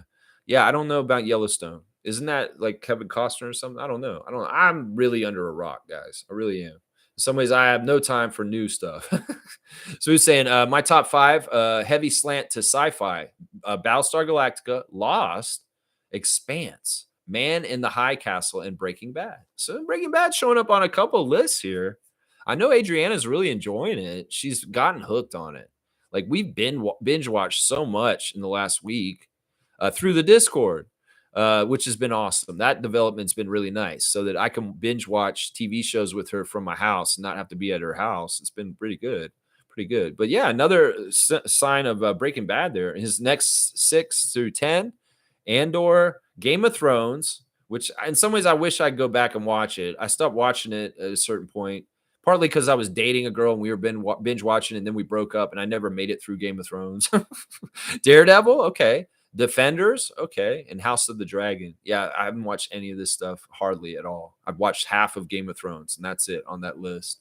And on your other part of your list, Breaking Bad. I didn't even watch Lost. I know a bit about Lost, but I never really watched it. I'm not really into dramas. I'm not into fictional TV shows. I'm more into reality TV and documentaries and people that write stories. Like, I've never really been a huge like hour-long drama guy. I was always a half-hour sitcom guy, a documentary guy, or a garbage reality TV show, Flavor of Love kind of guy. That's the kind of stuff I like watching. And I'm not as big into like whole hour shows like Heroes or Lost and stuff like that. I don't get into those as much. Let's see. Stargate saying, yes, let's see a Leafs delight. Cujo, Ty Domi, Darcy Tucker. Yeah, Sideshow Bob Tucker. The Owen Nolan debacle. Didn't expect Stargate to know all that, did you? He's like, maybe you should be producing at Stargate. You can make the narratives for Leafs delay. I would love that. Wayne saying, morning, Raptor Freaks. 5-year timeline for the next championship is 2 years out for me. 3 years is doable. Is that too optimistic? No, we're fast tracking. And in some ways, you could say that the rebuild started when we traded OG and Pascal, and we're 1.5 years into it. And, if we have another year where we build and progress, this year we should hopefully make the playoffs. We may have an early exit. And then next year we build and progress, win more games, and get further in the playoffs. And then who knows? Maybe these guys will learn enough and they can go on a nice miracle run similar to 2019. Also, some of it is everything around the league has to line up and kind of the path has to be opened up for you to get there too. And it is like that in the league right now. There's nobody that's really in the way that's too blockage kind of. People say Oklahoma City, Cleveland, Boston, but there's no true juggernaut that's absolutely like penciled in as like this team's going to be in the finals and they're going to be the dominant team this year. It's not like that. Masai pointed that out in his press conference this week. It's like, we can't tell who's going to be the NBA champion this year. You can't just say that the Celtics are repeating. You can't. You can't say that. Let's see. Stargate saying that smooth. All those, also the agency, and also a low-key good show from back in the day is Firefly. Yeah, I've heard a lot of people say a lot of good things about Firefly. I remember that. Haven't watched that either. Damon is the fifth. Damon is the fifth greatest, most talented Raptor ever? I don't know if that's true. I'm talking about guys that are just dominant, crazy scorers that are like top of the line. I mean, Damon was amazing. He's a rookie of the year. He was an amazing franchise player to start the Raptors with. But in some ways, he had limitations. And I don't know. He may be in the top 10. We could say that. I don't know if he's the fifth one. Fiercey saying, I doubt Austin Reeves gets a contract similar to Fred. Sorry. Reference to Koloko. I think it's best the Raptors focus on developing Shamshe. Koloko regressed a lot in his loyalty shift. Yeah, in some ways, we don't need Koloko around. In some ways, he's friends with Shamshe. They're countrymen. And he may be a bad influence for Ulrich if he came back. And he starts saying, oh, in L.A., this is what we do when we're in L.A. And Shamshe's like, oh, really? I should call Rich and talk to him. I'm like, fuck that. Yeah, no, I'm not about this. In some ways, we got to stop trying to recapture the past, y'all. People that want DeMar DeRozan or Kyle Lowry to come back to the Raptors. People that want Koloko to come back to the Raptors. Fuck all that. We go forward in the future with new names and new people coming in like Jacoby Walter and Grady Dick. So that's just, it's important to stay focused on the future and stop trying to recapture the past, especially because those people that were in the past with you, they're not the same players that they were when you had them before. Kyle Lowry, Koloko, it's just how it is. Yeah, let's see. Nako's saying his 6 through 10 are excluding cartoons because he put a bunch of cartoons in there. Sopranos, that's a great one. I watched that one through. That's a fantastic one, man. Mr. Robot, that show was okay. I watched it for a little bit, but the guy, Remy or whatever, Malik, he's annoying to me. Like, I hate his acting. Survivor, the first 30 seasons of Survivor. You put Survivor on here? Gerald, I even know that you watch Survivor. Well, how come we never talk Survivor? I was talking Survivor with Josh Loomberg yesterday, because he's a big Survivor fan, and on Blue Skies he does a little opinions on Survivor. And well, we are going back and forth a little bit about some stuff. This season on Survivor, they're doing these challenges where people lose their votes on luck-based competitions. And it's not fair. Some people are getting kicked out, and Josh Lewinberg's upset about it. He was going on about it on Blue Skies yesterday, saying he doesn't think that players on Survivor should lose the ability to be on the show just because of a roll of a dice. And in some ways, I agree with him. But yeah, it's kind of cool to talk about strategy in the season of Survivor with Josh Lewinberg, the voice of a Raptors reporter on TSN.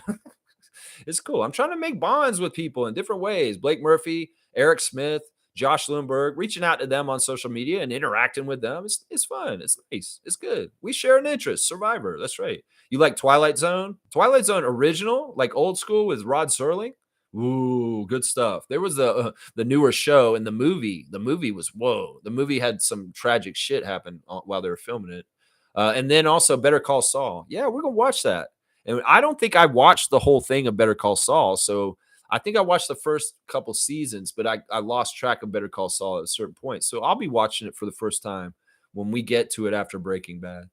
Fiercely saying Dame Lillard blood clots issue is resolved. He will be cleared to play soon. Well, that's convenient, seeing the playoffs are starting very, very soon. So there may be hope for similar cases depending on how player reacts to blood thinners. Well, it sounds like there's been a very successful outcome with Victor Wembanyama too. You know, that's fishy to me, man. How long did Coloco sit on the shelf with us with this clot issue when we see like Victor and Dame Lillard having a turnaround of like a month or so with them getting prognosticated or like the diagnosis, and then all of a sudden they get a really great outcome like shortly. In some ways, it makes me really suspicious of the fucking year that Coloco sat out with this shit. If this kind of treatment was out there, maybe different people react in different ways and get back quicker. That could be part of it, but this is fishy to me. It's fishy. Think about it. How long did Coloco sit with this blood clot issue with us? It was like over a year. And now these guys are having the same issue, Wembanyama and Dame Lillard, but they have an impetus to want to get them back on the court. Why are these guys getting their blood clot issues solved so fast? That's right. Exactly. Yeah, Stargate saying correction, Lex. All right. DeMar made the playoffs with the Spurs the year we won the championship, got bounced in the first round, though. That is true. They did make the playoffs that 1 year, but I don't really count it because then for like another couple years, they were nowhere near. So, yeah, you're right. You're right. He did make the playoffs once with the Spurs, but barely. They barely got in there, and they were out pretty quick. Fiercely saying Busta Rhymes has a track with the Knight Rider theme. It's called Fired Up. Great for workout or pregame hype music. You can just listen to the real theme, and it'll get you hype. You can listen to, what's his name? Post. Post is the composer that made that.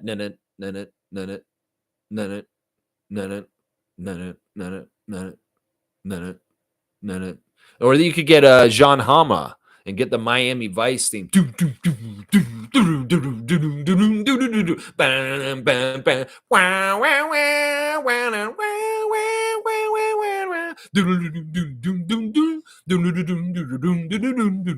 Yeah, get some Miami Vice while you're at it for your workout 80s TV theme songs workout. That's right. We're talking TV shows today. Crazy. Stargate saying that fiercely. Timberland originally did a track with that Knight Rider theme sample. He had a song with Magoo on that beat. Okay, interesting. And Nako saying Malachi would be loved, rich, and an all-star in Europe or China. You know, Spurs fans kind of like Malachi. They do. They found that he's very successful for Austin Spurs, and they kind of are big fans of him right now. So he's getting nice treatment by Spurs fans right now. Not from me. Nako saying Yellow Jackets is about a group of soccer players who slowly turn into cannibals. High Maintenance is about a drug dealer's clients, and the dealer is a side character in all these stories. Okay. All right. Trevor saying Tyronn Lue, he has to remind Ben Simmons to be more aggressive on scoring. Man, I totally forgot. Ben Simmons is on the Clippers, right? Fuck. Okay. Noted. All right. Noted. Let's see. Stargate saying, is it just me or is Giancarlo Esposito in everything nowadays? That's funny. Yeah, Adriana's getting to know Gustavo, the character. Man, he's hardcore. He's crazy. He's such a good actor. Speaking of Gustavo Esposito and him popping up in everything these days, listen, that man was on Sesame Street. We'll go full circle here. We'll come back to Sesame Street, one of my favorite shows of all time. That Giancarlo was on Sesame Street when we were kids. Y'all didn't even realize this, y'all. He's been on TV and movies for a long time, y'all. In fact, he may show up on a Seinfeld episode. You wouldn't even believe it. Yeah, Giancarlo's been doing all kinds of stuff for a long time. In fact, I think he was like a teenage actor, and he appears in stuff in like the 70s and stuff like that. So if you go look up Esposito in his career, you're going to see he was on Sesame Street, y'all. He was on Sesame Street. You can see pictures of him on Sesame Street. Trevor's saying they are linking Sabonis to be on the Raptors team. What? That's what you're saying? That's what you were trying to say with that last comment? I don't care about this. This is trade rumor bullshit. This doesn't make any fucking sense. Who's saying this, Trevor? Why you bring this garbage to my house and pour it in my yard? That's what I say like this. I don't believe any of this shit. You know how I feel about trade rumors. You know how I feel about this. If it's not real, if it doesn't come from Bobby or Masai's mouth, I don't believe jack shit Jake Fisher or anybody else writes about this team. So, yeah, whatever they're saying about Sabonis, Domatis being on our team, I don't believe that shit. I don't believe that shit. Nako's saying, I swear I talked a bunch of Survivor with you. Yeah, you have in the past, now that I remember. Are you watching this season right now? Are you watching this season? This season's really good so far. I've been watching it. Heroes versus Villains is the best season. You acronym that, but I knew that's what you meant. I told you Tony was going to win as the winner. Yeah, I remember all this when we were talking about Survivor back then. Johnny Fairplay is the best villain. Tony or Sandra is the best. Fuck Tony. I hate Tony, man. Fuck that guy. People that are like Tony fans in Survivor, I'm usually like, yeah, I don't like you. That tells me something about you. Seriously. No disrespect, Gerald, if you like Tony. But yeah, I don't like Tony. I like Sandra. I believe Sandra's the GOAT. I know some people argue with me. Sandra's not the GOAT. She lost like 2 times and stuff like that. I don't care. She did double wins the first time, and it mattered then when she did it because in some ways there's certain things about the show a certain way. Yeah, but all right. I remember talking Survivor with you a couple years ago. I remember now. Nins is here, our admin for the Discord server, and also our guy in Philly. Let's see what he's saying. Lex, morning in Rapid Free Crew. In Coloco's defense, I'm pretty sure his blood clot had something to do with his heart. That could be why he was out so long compared to the others. Okay. And that may have been more serious. Okay, cool. Nins, I'm going to give you a dunk for information. And, this makes sense. I mean, the clots can be different locations of the person's body, and that could change the outcome. But it's still fishy to me. Especially when Rich Paul's involved. You got 9 dunks now, Nins. You're at 27. 27. Classic card. We'll get there, Trevor. We'll get there very soon. Fierce's got the music. I like that. Slug Deezy saying, y'all are forgetting the classic Bruce Brown can. One of my favorite personal favorites. Oh, you mean you're forgetting about Big Brother? Is that what you meant? Big Brother? The Big Brother show? We're forgetting about Big Brother? Man, I used to like watching Big Brother back in the day when my favorite season was the Janelle and Kaser season. Kaser and Janelle. That was a really good season of Big Brother. Big Brother is so skanky, though. Kind of like low quality. But in some ways, that's good. Wayne's saying, I'm waiting to hear our cloud coaches advise on potential ball handler point guard as backup to Shed. Don't know if we go rookie or a capable vet. That has to be on the front office's list.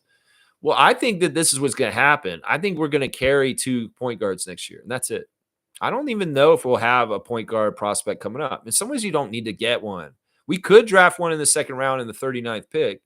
But to me, the way the Raptors should run point guard next year is start Emmanuel, have Jamal as the backup, the regular backup point guard, which is a very vital role, a capable leader backup point guard that Malachi failed at for years.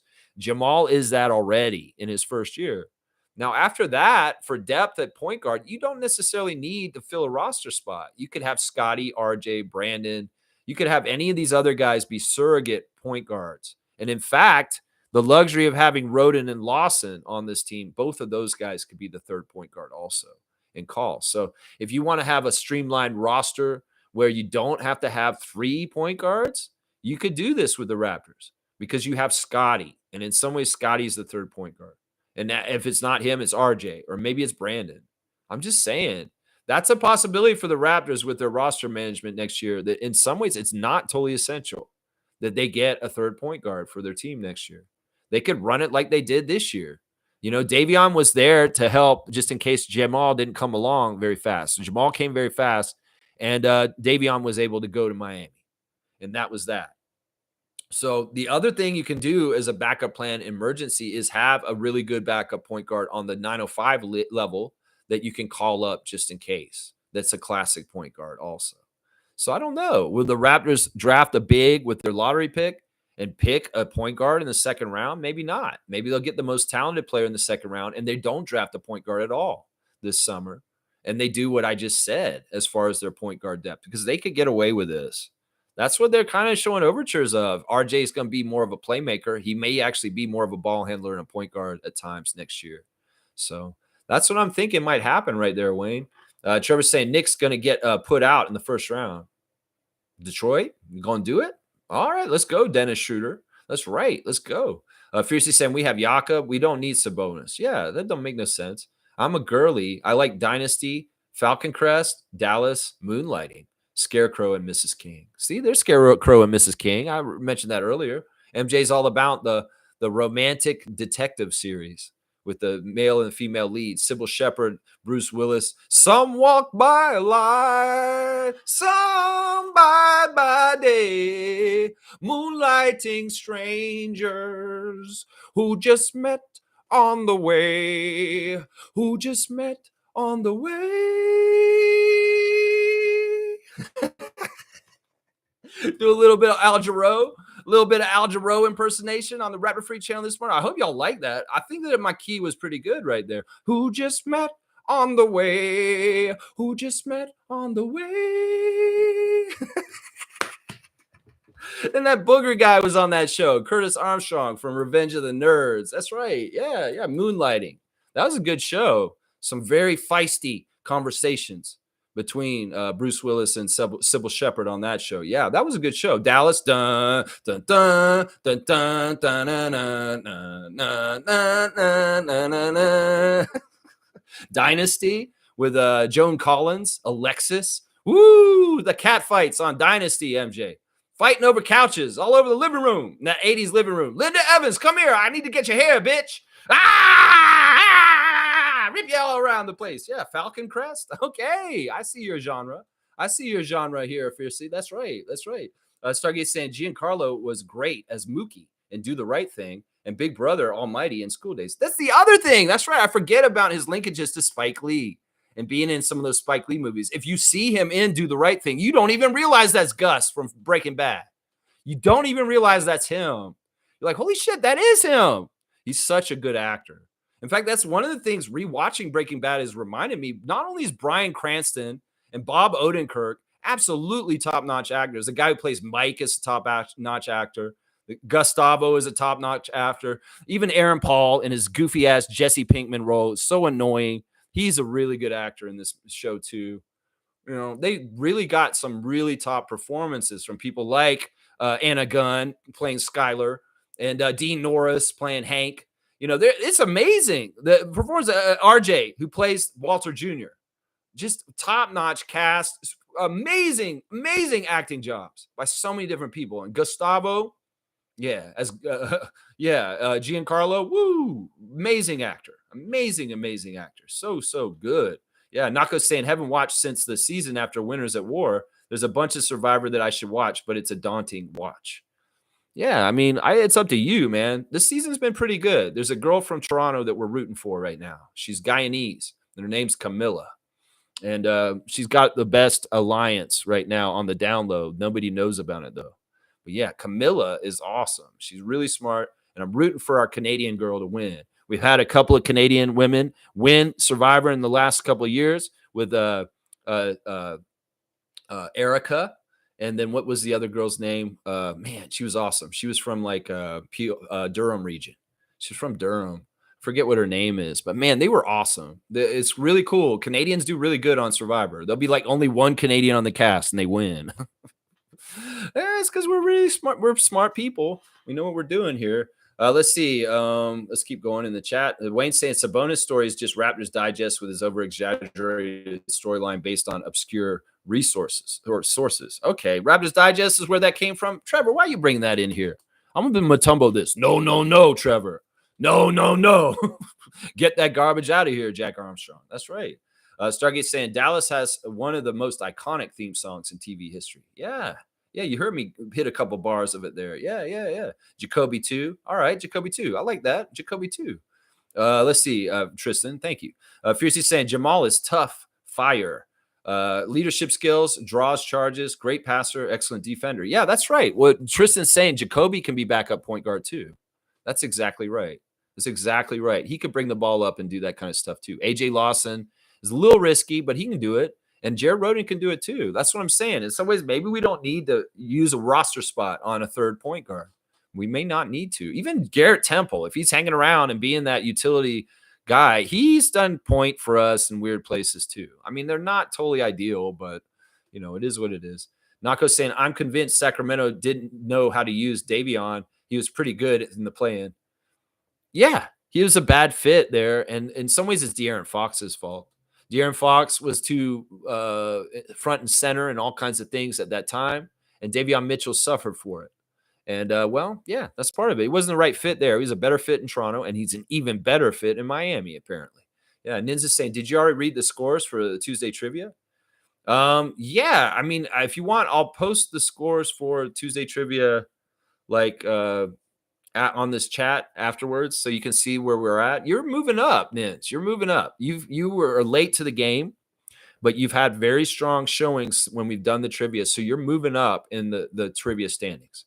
You definitely are. If you want to see it, you can go back to Tuesday's stream, and I posted it in the chat there. You can see where it's at, and there it's in the comments. Let's see. Trevor saying my favorite cartoon is Inspector Gadget. Okay. Na Inspector Gadget. Na woohoo. Na Inspector Gadget. Na go Gadget go. Na go Gadget go. Inspector Gadget. Woohoo. Inspector Gadget. Here I am. I'm like 15 minutes away, and I haven't done any of my segments for the most part. And I'm on here doing TV theme songs. That's right. Cat fights. Alexis and Crystal. Yeah. I hate you, bitch. You stole my husband, John Forsythe. I hate you too, bitch. I'm jumping over this couch, and I'm taking your hair out. Yeah, that shit was going on with Joan Collins and Linda Evans on Dynasty. That's right. Yeah, it's on Tuesdays. Yeah. All right, let me see. All right, guys. We got the straight goods on Canadian goods. They started a tariff war with us. Motherfucker, elbows up. That's right. You want to be proudly supporting Canada. Well, you need to know more Canadian products to buy. Maybe you like granola bars. And you're like, well, are they all American? No, they're not. You can get granola bars from Made Good. Made Good is a company here in Toronto that makes good granola bars. These are chocolate banana ones in here, right? See all these little emblems on the bottom? You got made in Canada, nutrients fresh, nut free, gluten free, Made Good granola bars are Canadian made, sourced from Canada. And if you're gonna buy granola bars, buy this product, Made Good. I've got the chocolate banana. Look at this, man. I got the wait, that's the French side. Chocolate chip, just straight up chocolate chip. I got also the cookies and cream. Look at that. Cookies and cream. This is the one I had this morning. Chocolate drizzled. Look at that. That looks like birthday cake. I'm telling you right now. Let's see. What else do I got? I got these ones are mixed berry. These are all, this is my breakfast, little breakfast bar I eat every morning. I used to eat Nature's Valley, but fuck them. They're American. So I'm buying the Canadian ones, strawberry ones. They're good, man. And in some ways they're made sustainably. I'm looking at the Made Good product website, and they're saying, it's about being made in Canada and being organic is what their product's all about, is being organic. And it's important to them. One of their big things that they care about is accessibility for all. So they're committed to helping and meeting the highest standards of accessibility requirements. So they want, accessibility is important for everybody. So yeah, Made Good is a product from Toronto. This company was started at a certain point in about 15 years ago. So yeah, this is a Canadian company that's done pretty good. They've made good, you know. So yeah, this is my straight goods for Canadian goods today, man. Yeah, yeah, yeah. Let's see. Let's see. Fiercely saying, what can I say? I love competitiveness about Dynasty. And Tristan say, those are Torontonian? What the fuck? Yeah, these are Torontonian. Now, guys, there was a recall last year because there was some metal in them or something like that, but they cleared this up and they changed the style and what they're doing with them. But yeah, this is a Toronto company, Made Good. If you're gonna buy granola bars, this is a great way to support Canada. I'm telling you right now. Slug Deezy says they taste terrible. Well, it's a matter of opinion. Different people, different things. I've enjoyed them. They've been very good. They've been good substitute for me for what I would normally have. I'd have like an apple and one of these for my breakfast and maybe a banana. That's kind of like what my breakfast is. Ninja saying, I have a few new ideas for the Discord too. I've been a bit busy as of recently, but I'll sit down and sort them out soon. I love that. And I'm very, very excited about possibilities with the Discord and what we can do. And I do want to get in touch with you more, Nins, about integrating the Discord with this channel more and more on YouTube. And we'll see what's possible. Fiercely saying, my daughter has dairy, eggs, and peanut allergies. Made Good brand is life-saving. That's awesome. So see, this stuff is organic and it's made in a way that Fiercely Jr. can eat and have it. Yeah, I love this product. I've had them a couple times over the years, but now I've officially switched to them completely because of this trade war and stuff like that. If you're going to buy granola bars, support Canadian granola bars made in Toronto from a Toronto company. And Canadians, and keep the money in this side of the border is what I'm saying, y'all. Come on now. That's right. That's right. Tristan said, Ninja. Yeah. Stargate saying they had a huge recall on that brand a few months ago. Lex, just FYI. I know I saw that. It's because it was supposedly some metal in it or something. I don't give a shit. In some ways, I don't care. They're fine. They fixed it. They wouldn't be out on the shelves if it wasn't safe now, is what I'm saying.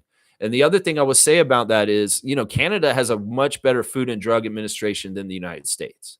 So there's a lot of shit on the grocery shelves down in the States that shouldn't be there. That's probably unsafe because they have relaxed standards compared to us. We have a very high standard for the food that you can buy at grocery store.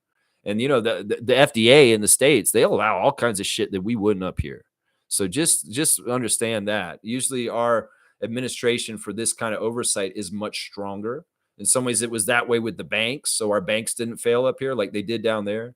You know, that's part of like deregulation does that. And not only that, the United States has fired a bunch of the FDA employees under fucking Elon's Doge bullshit. So it's like food stuff down there is probably even more unsafe than ever because they don't have enough oversight on certain things at this point. Yeah. But yeah, there was an incident that happened.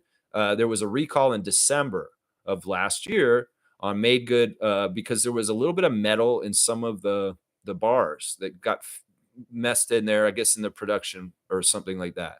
But they recalled some of them. And I mean, they wouldn't have them out on the shelves if they were not fixed in that situation. But it's good to be honest about the situation. It's good to be honest. Just to say, why are they still selling it, Stargate? I thought metal was good for your blood. Not if it's like a piece of metal that could hurt you internally, like you can't digest and it's gonna rip you up from inside. I mean that's a funny comment, Tristan, but no, not like that, not like that. Yeah, let's see. Fiercely saying what recalled? I buy them from Costco, by the way, so I'll get them elsewhere. Yeah, if you can buy them from a non-American chain like Costco, that's good. That's good. I go to Vince's supermarket. That's where I buy my groceries. That's a Canadian brand, Vince's. That's right. And it's small and they get local stuff right there. Yeah. Yeah. I'll still buy it. As Stargate said. Yeah, they should be over time, man. Slug Easy says this metal, who cares? As long as it's Canadian made. You're getting a dunk, man. That's hilarious. Slug Easy is being funny right here. And I love it, man. Slug Easy, that's awesome, man. You know what? I feel like you should have more dunks than you do. I'm giving you a double dunk. So you're getting 6 points. You just doubled your total for the year. You're at 12, man. That's awesome, man. That was a good joke. That's really, really good joke. Best joke of the week. I love that. Who cares? As long as it's Canadian made. So good. So good. Trevor's saying all eyes on Miami and Atlanta tonight. Yeah, I don't want to predict things, but I'm going to go with this. This is my theory about the play-in. In some ways, the NBA wants the teams that are in the play-in that are most attractive with big markets to be surviving it. And well, Golden State getting through right away, that's important to them. Getting Golden State into the playoffs and having playoff games is important. Well, in some ways, there's a little bit of nod that Miami getting into the playoffs is important to them. Now, if we see the referees railroad the Hawks out of winning, well, it's because they want Spoelstra and they want that Miami market and the Miami prominence because they are on the list of favored franchises in this league to get there. Atlanta's not, Sacramento's not, Chicago's not. So I could very much see script writing for the Miami Heat to get in the first round past the Atlanta Hawks tonight. And on the other side of things, well, who's the script write for? Memphis or Dallas? Well, let's analyze both sides. Memphis just fired their coach. They have a problem superstar, Ja Morant. And in some ways, the NBA don't give a fuck about Memphis doing jack shit. Dallas, on the other hand, is reeling from a crazy trade this year that Adam Silver mentioned recently why he didn't veto that trade with Luka. In some ways, they want some goodwill towards the Mavericks fans. And maybe in some ways on the down low, they want to help out the genocidal idiot piece of shit owner of Dallas and making some money. So I could see them railroading the Mavericks past the Grizzlies because Ja Morant is a PR nightmare. They just fired their coach. There's no reason for them to be upset if they don't get in the playoffs because honestly, they're in transition now. They started it. And in some ways, they want to throw a bone at my Dallas and the Mavericks nation and the Mavericks owner. And, Klay Thompson, Anthony Davis, in some ways, those are guys in the playoffs. If they get to play, who would they get to play? They'd get to play the Oklahoma City Thunder. That may be more interesting. Also, they don't want the story that the Dallas Mavericks went from the finals all the way to losing the play-in and not even make the playoffs. So I'm going to predict the NBA is going to script write Miami and Dallas to win tonight. And that they're going to get the Rue playoffs, and Atlanta and Memphis are going to get the shaft. I'm pretty sure that's what's going to happen right there. Yeah. That's what I think is going to happen right there. Trevor's saying, I have a good feeling the Celtics are not going to make it. Yeah, I do too. And the Cavaliers and other teams will be part of that reason. Thunder, they could be part of that reason too. Let me check on some of my tabs real quick and see what we're talking about. Let's see what's going on Blue Skies. If there's anything interesting. Not really. I've got too much politics. I'm glad to see that the guy they deported to El Salvador is still alive. There is a picture of him. Of course, there was a very unfortunate event that happened at my former alma mater, Florida State, yesterday. And I have a lot of strong emotions about what happened yesterday. In some ways, personally, for me, I'm pissed off about this. Because, listen, I went to Florida State where that shooting happened yesterday. I frequented that area because some of my classes were right next to that business building and near the student union. I very intimately know the area where this shooting went down yesterday. And it sickens me. I went to school at Florida State and graduate school for demography, and I studied mortality. I studied death statistics. I studied gun-related death statistics. And I wanted to write my master's thesis on a comparison of the state of Montana to the province of Manitoba with gun control laws as the difference. Both the populations of Montana and Manitoba are relative to each other because they're geographically similar and they have about the same kind of population density and a similar size of population. So I thought, talking to my advisor in grad school, it'd be a real easy assignment. I want to do a comparison of death statistics by gun compared from Montana to Manitoba because they are similar, other than the gun control laws of Canada versus the United States. Well, when I brought this to my advisor, he told me I couldn't do that project. He said that is not the subject I want you to do. I want you to do a life table on the life expectancy of Hispanic groups in the United States, which was his project that he was doing at the time. But at the moment, I was like, okay, you want me to piggyback on your research? All right, I'll play along because I don't want to piss off my advisor. But I was mad later on when I found out that my advisor and some of the other faculty at Florida State were poo-pooing any kind of gun control studies because that's the narrative that they wanted. There's boosters and people that give money to Florida State University as a public institution that want to shape the curriculum.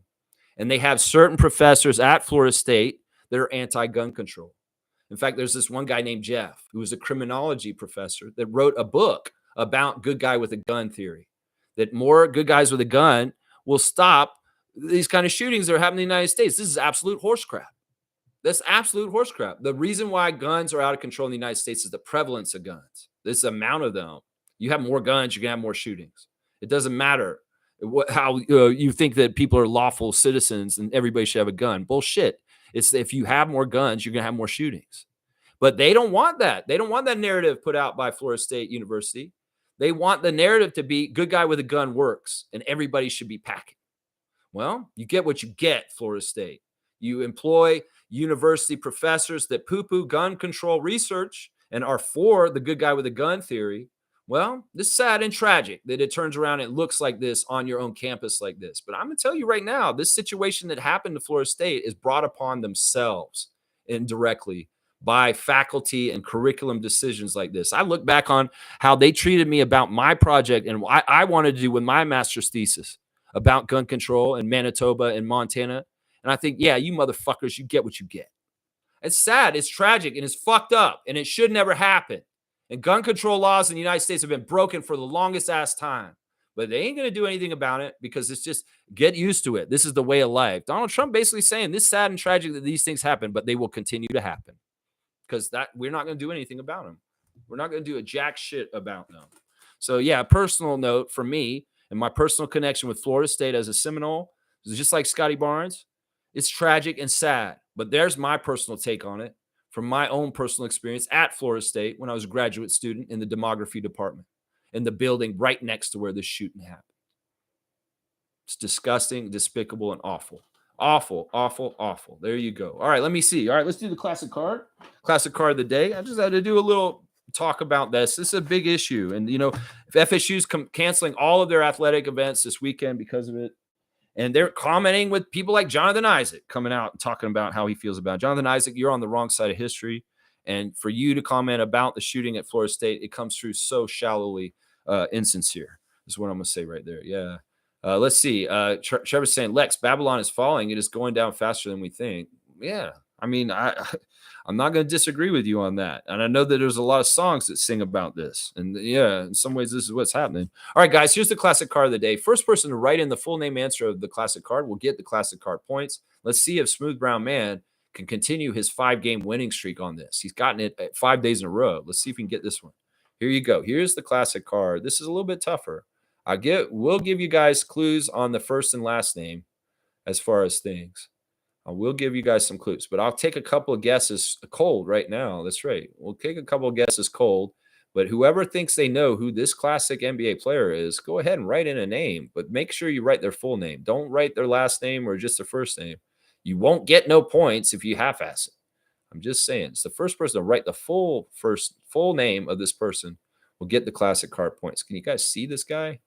In some ways, you guys want some clues? Give me one guess at least, guys. Just give me one guess. Who does he look like to you? And then I'll give you guys a clue on how to get their name. Because I know in some ways, giving them clues about the name will be the one that will help you the best. Make sure you're live also, please. Hit that live button. Clyde Drexler. Clyde Drexler is not right. No, that's fine. That's a good guess. It's the right jersey. It's the right jersey. So it's an educated guess. There's nothing wrong with that. I'll say this. His first name is the same first name as the player that we had for the classic card yesterday, I believe. Let me see. Is it the same last name as yesterday's classic? Yeah, he has the same first name as the person we had for the classic card yesterday. So we know that. Richard Anderson, that's an interesting guess. Richard Anderson was a white guy, I believe.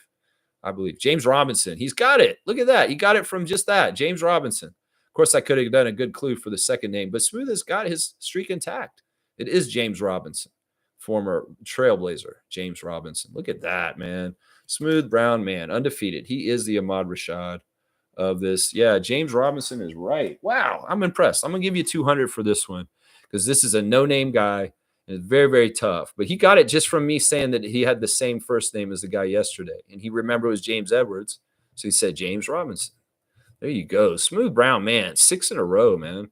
Keep it going, man. Slug Deezy, you might steal one from him and break a streak soon. You might. Yeah. All right, let's see what's going on in Raptors Reddit. See what the Redditors are saying today. They're the 2019 NBA championship. Everything beautiful stops here.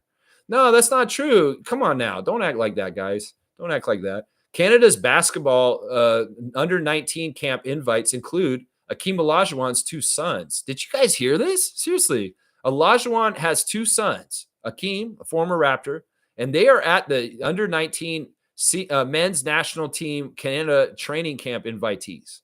So that's pretty interesting. We have Olajuwon's children are on Team Canada under 19 tryout. Very interesting to me. Very, very, very, very interesting to me. Yeah, Open Gym, how the Raptors won the 2019 NBA championship. Got them. Amazing, amazing episode. So good. They posted this graphic of the worst 2024-25 NBA shooters. And unfortunately, a couple of our Raptors are on this list. Scotty Barnes, apparently, according to this, is the fourth worst shooter in the NBA this past season. And they have different metrics that show it. Now, the list is interesting. Number one is Giannis. Giannis is apparently the worst shooter in the NBA, according to this. Stephon Castle is number 2. Kyle Kuzma is number 3. And Scotty Barnes is number 4. And, the finger injury and the problems in the last couple months with his shot, they even said he couldn't dribble exactly right because of his hand. This has all got to be taken into account for the backtrack of Scotty's offense and his shooting in the second half of the season. His hand had been bugging him the whole time, and he's not right in the right place with his health of his hand. So I would say that. Russell Westbrook is the 5th worst shooter in this list. Now, RJ shows up on this list at 11, just behind Bilal Coulibaly and ahead of Chris Murray. So RJ's on this list also. I don't know. In some ways, it's like, look, you're going to take a lot of shots. You're going to be maybe sometimes not a best shooter. So that's what's going on Raptors Reddit right now. Anything interesting on ESPN? Probably not. No, nothing really interesting here. Matt Ashiba saying that it's time to reset after the failure, that the start of what he's tried to do since he took over as the owner is they got to reset and restart again. So yeah, clean house. Budenholzer out. Kevin Durant's leaving. If you could get rid of Beal, I'm sure you would. Maybe you could buy him out and tell him just go home and retire. That'd probably be best. Yeah. John Morant missed practice this morning, and he may not be playing in the play-in game tonight. That may conveniently help them lose out and be out. You know what I'm saying? So, yeah, let's see. What else is going on Discord? What are you guys posting on Discord? Tristan was posting a Jacoby Walter card. Let's see. Yep. All right. Let's see. Birthdays for today. Happy birthday to former Raptors draft pick Michael Bradley. We saw Michael Bradley this year in a game. He was playing in a charity game with Jamal McGlure.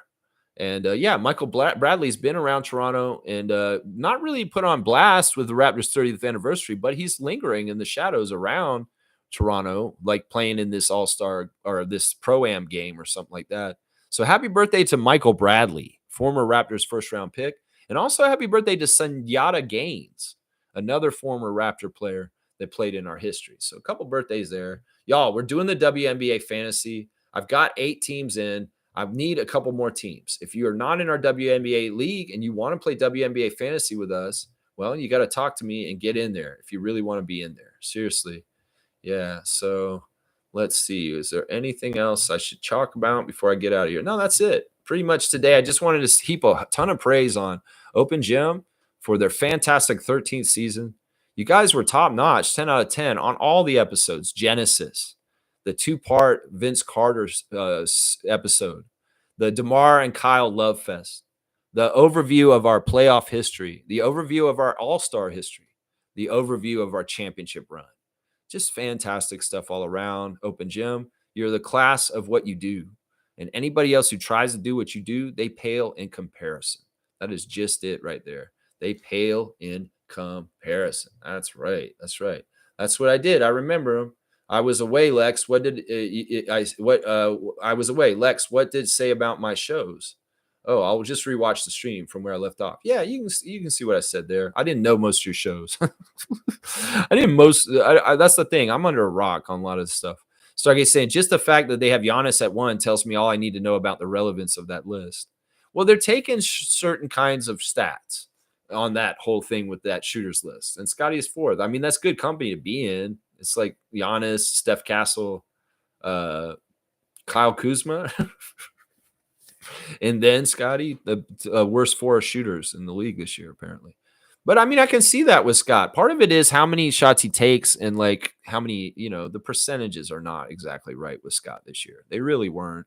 And that's why casuals can say, oh, he had a bad year, is because Scotty's shooting percentages were bad. They were bad, guys. Let's see. Trevor's saying smooth tomorrow and Sunday, big pay-per-view. Yeah, it's WrestleMania weekend. So yeah, WrestleMania is coming up real fast. Let's see. And Kaz saying, Lex, I don't know much about the WNBA, but I can play. Awesome, Kaz. I would love for you to play in our WNBA league. I'm gonna have to figure out how I can get you the link. You are on our Discord server, right? So maybe I can message you through there to give it to you, or maybe I can try and give it to you through Facebook. I'll try and figure that out. You can definitely be one of the teams added. You've done a really good job getting to the finals in the NBA league. So yeah, this would be a great way for you to learn the WNBA in time for a tempo.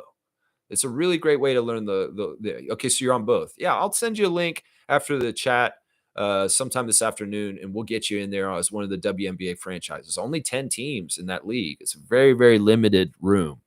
Very, very limited room. And we've got most of the league coming back this year. So yeah, I'll definitely give you precedence because you did so well on the NBA one this year, getting to the finals and doing so well. All right, y'all, wrap up. Thank you, Open Gym. Thank you, Jeff Lenticho. Thank you, Masai Ujiri and MLSC for the excellent program, Open Gym, the gift that you have given us for so many years.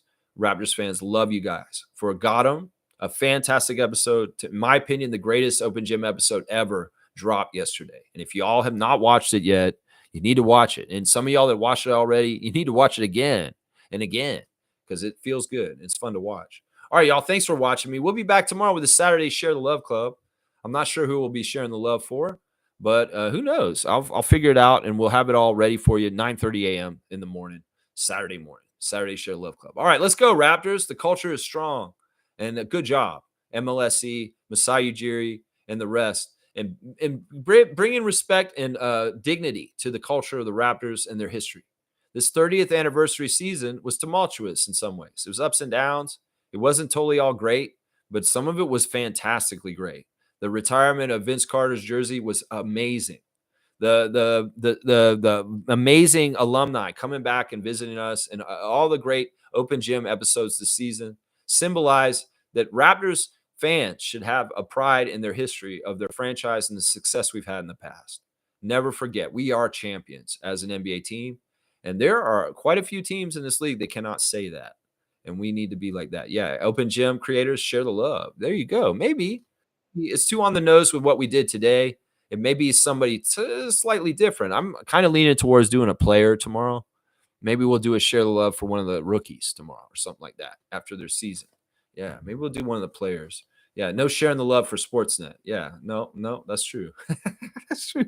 All right, y'all. Thanks for watching me. Let's go, Raptors. Always, please like, comment, subscribe, share. Join the channel. You can get access to our Discord server and come and join the fun of watching old crazy shows like Hazel and Dynasty and stuff like that and watching it in there. All right, let's go, Raptors. Good job, Open Gym. We love you guys and keep doing what you do. I can't wait to see the next season's episode with the rookies and Grady and what we're going to do next season. I know y'all were going to cover the present day Raptors a lot more with what you're doing next year because they're going to be successful and you're going to want to show the climb back to the second Larry O'Brien for the Raptors. And that's what you will do. You will document it in the right way, in the way that is treats it with the treatment that it deserves. Not anything like what Raptors Delight did, Dark Side of the Raptors, a.k.a. And where's that Maple Leafs Delight? Where's that Blue Jays Delight? That's what I'll ask there. Yeah, let's go, Raptors. Let's go, Raptors.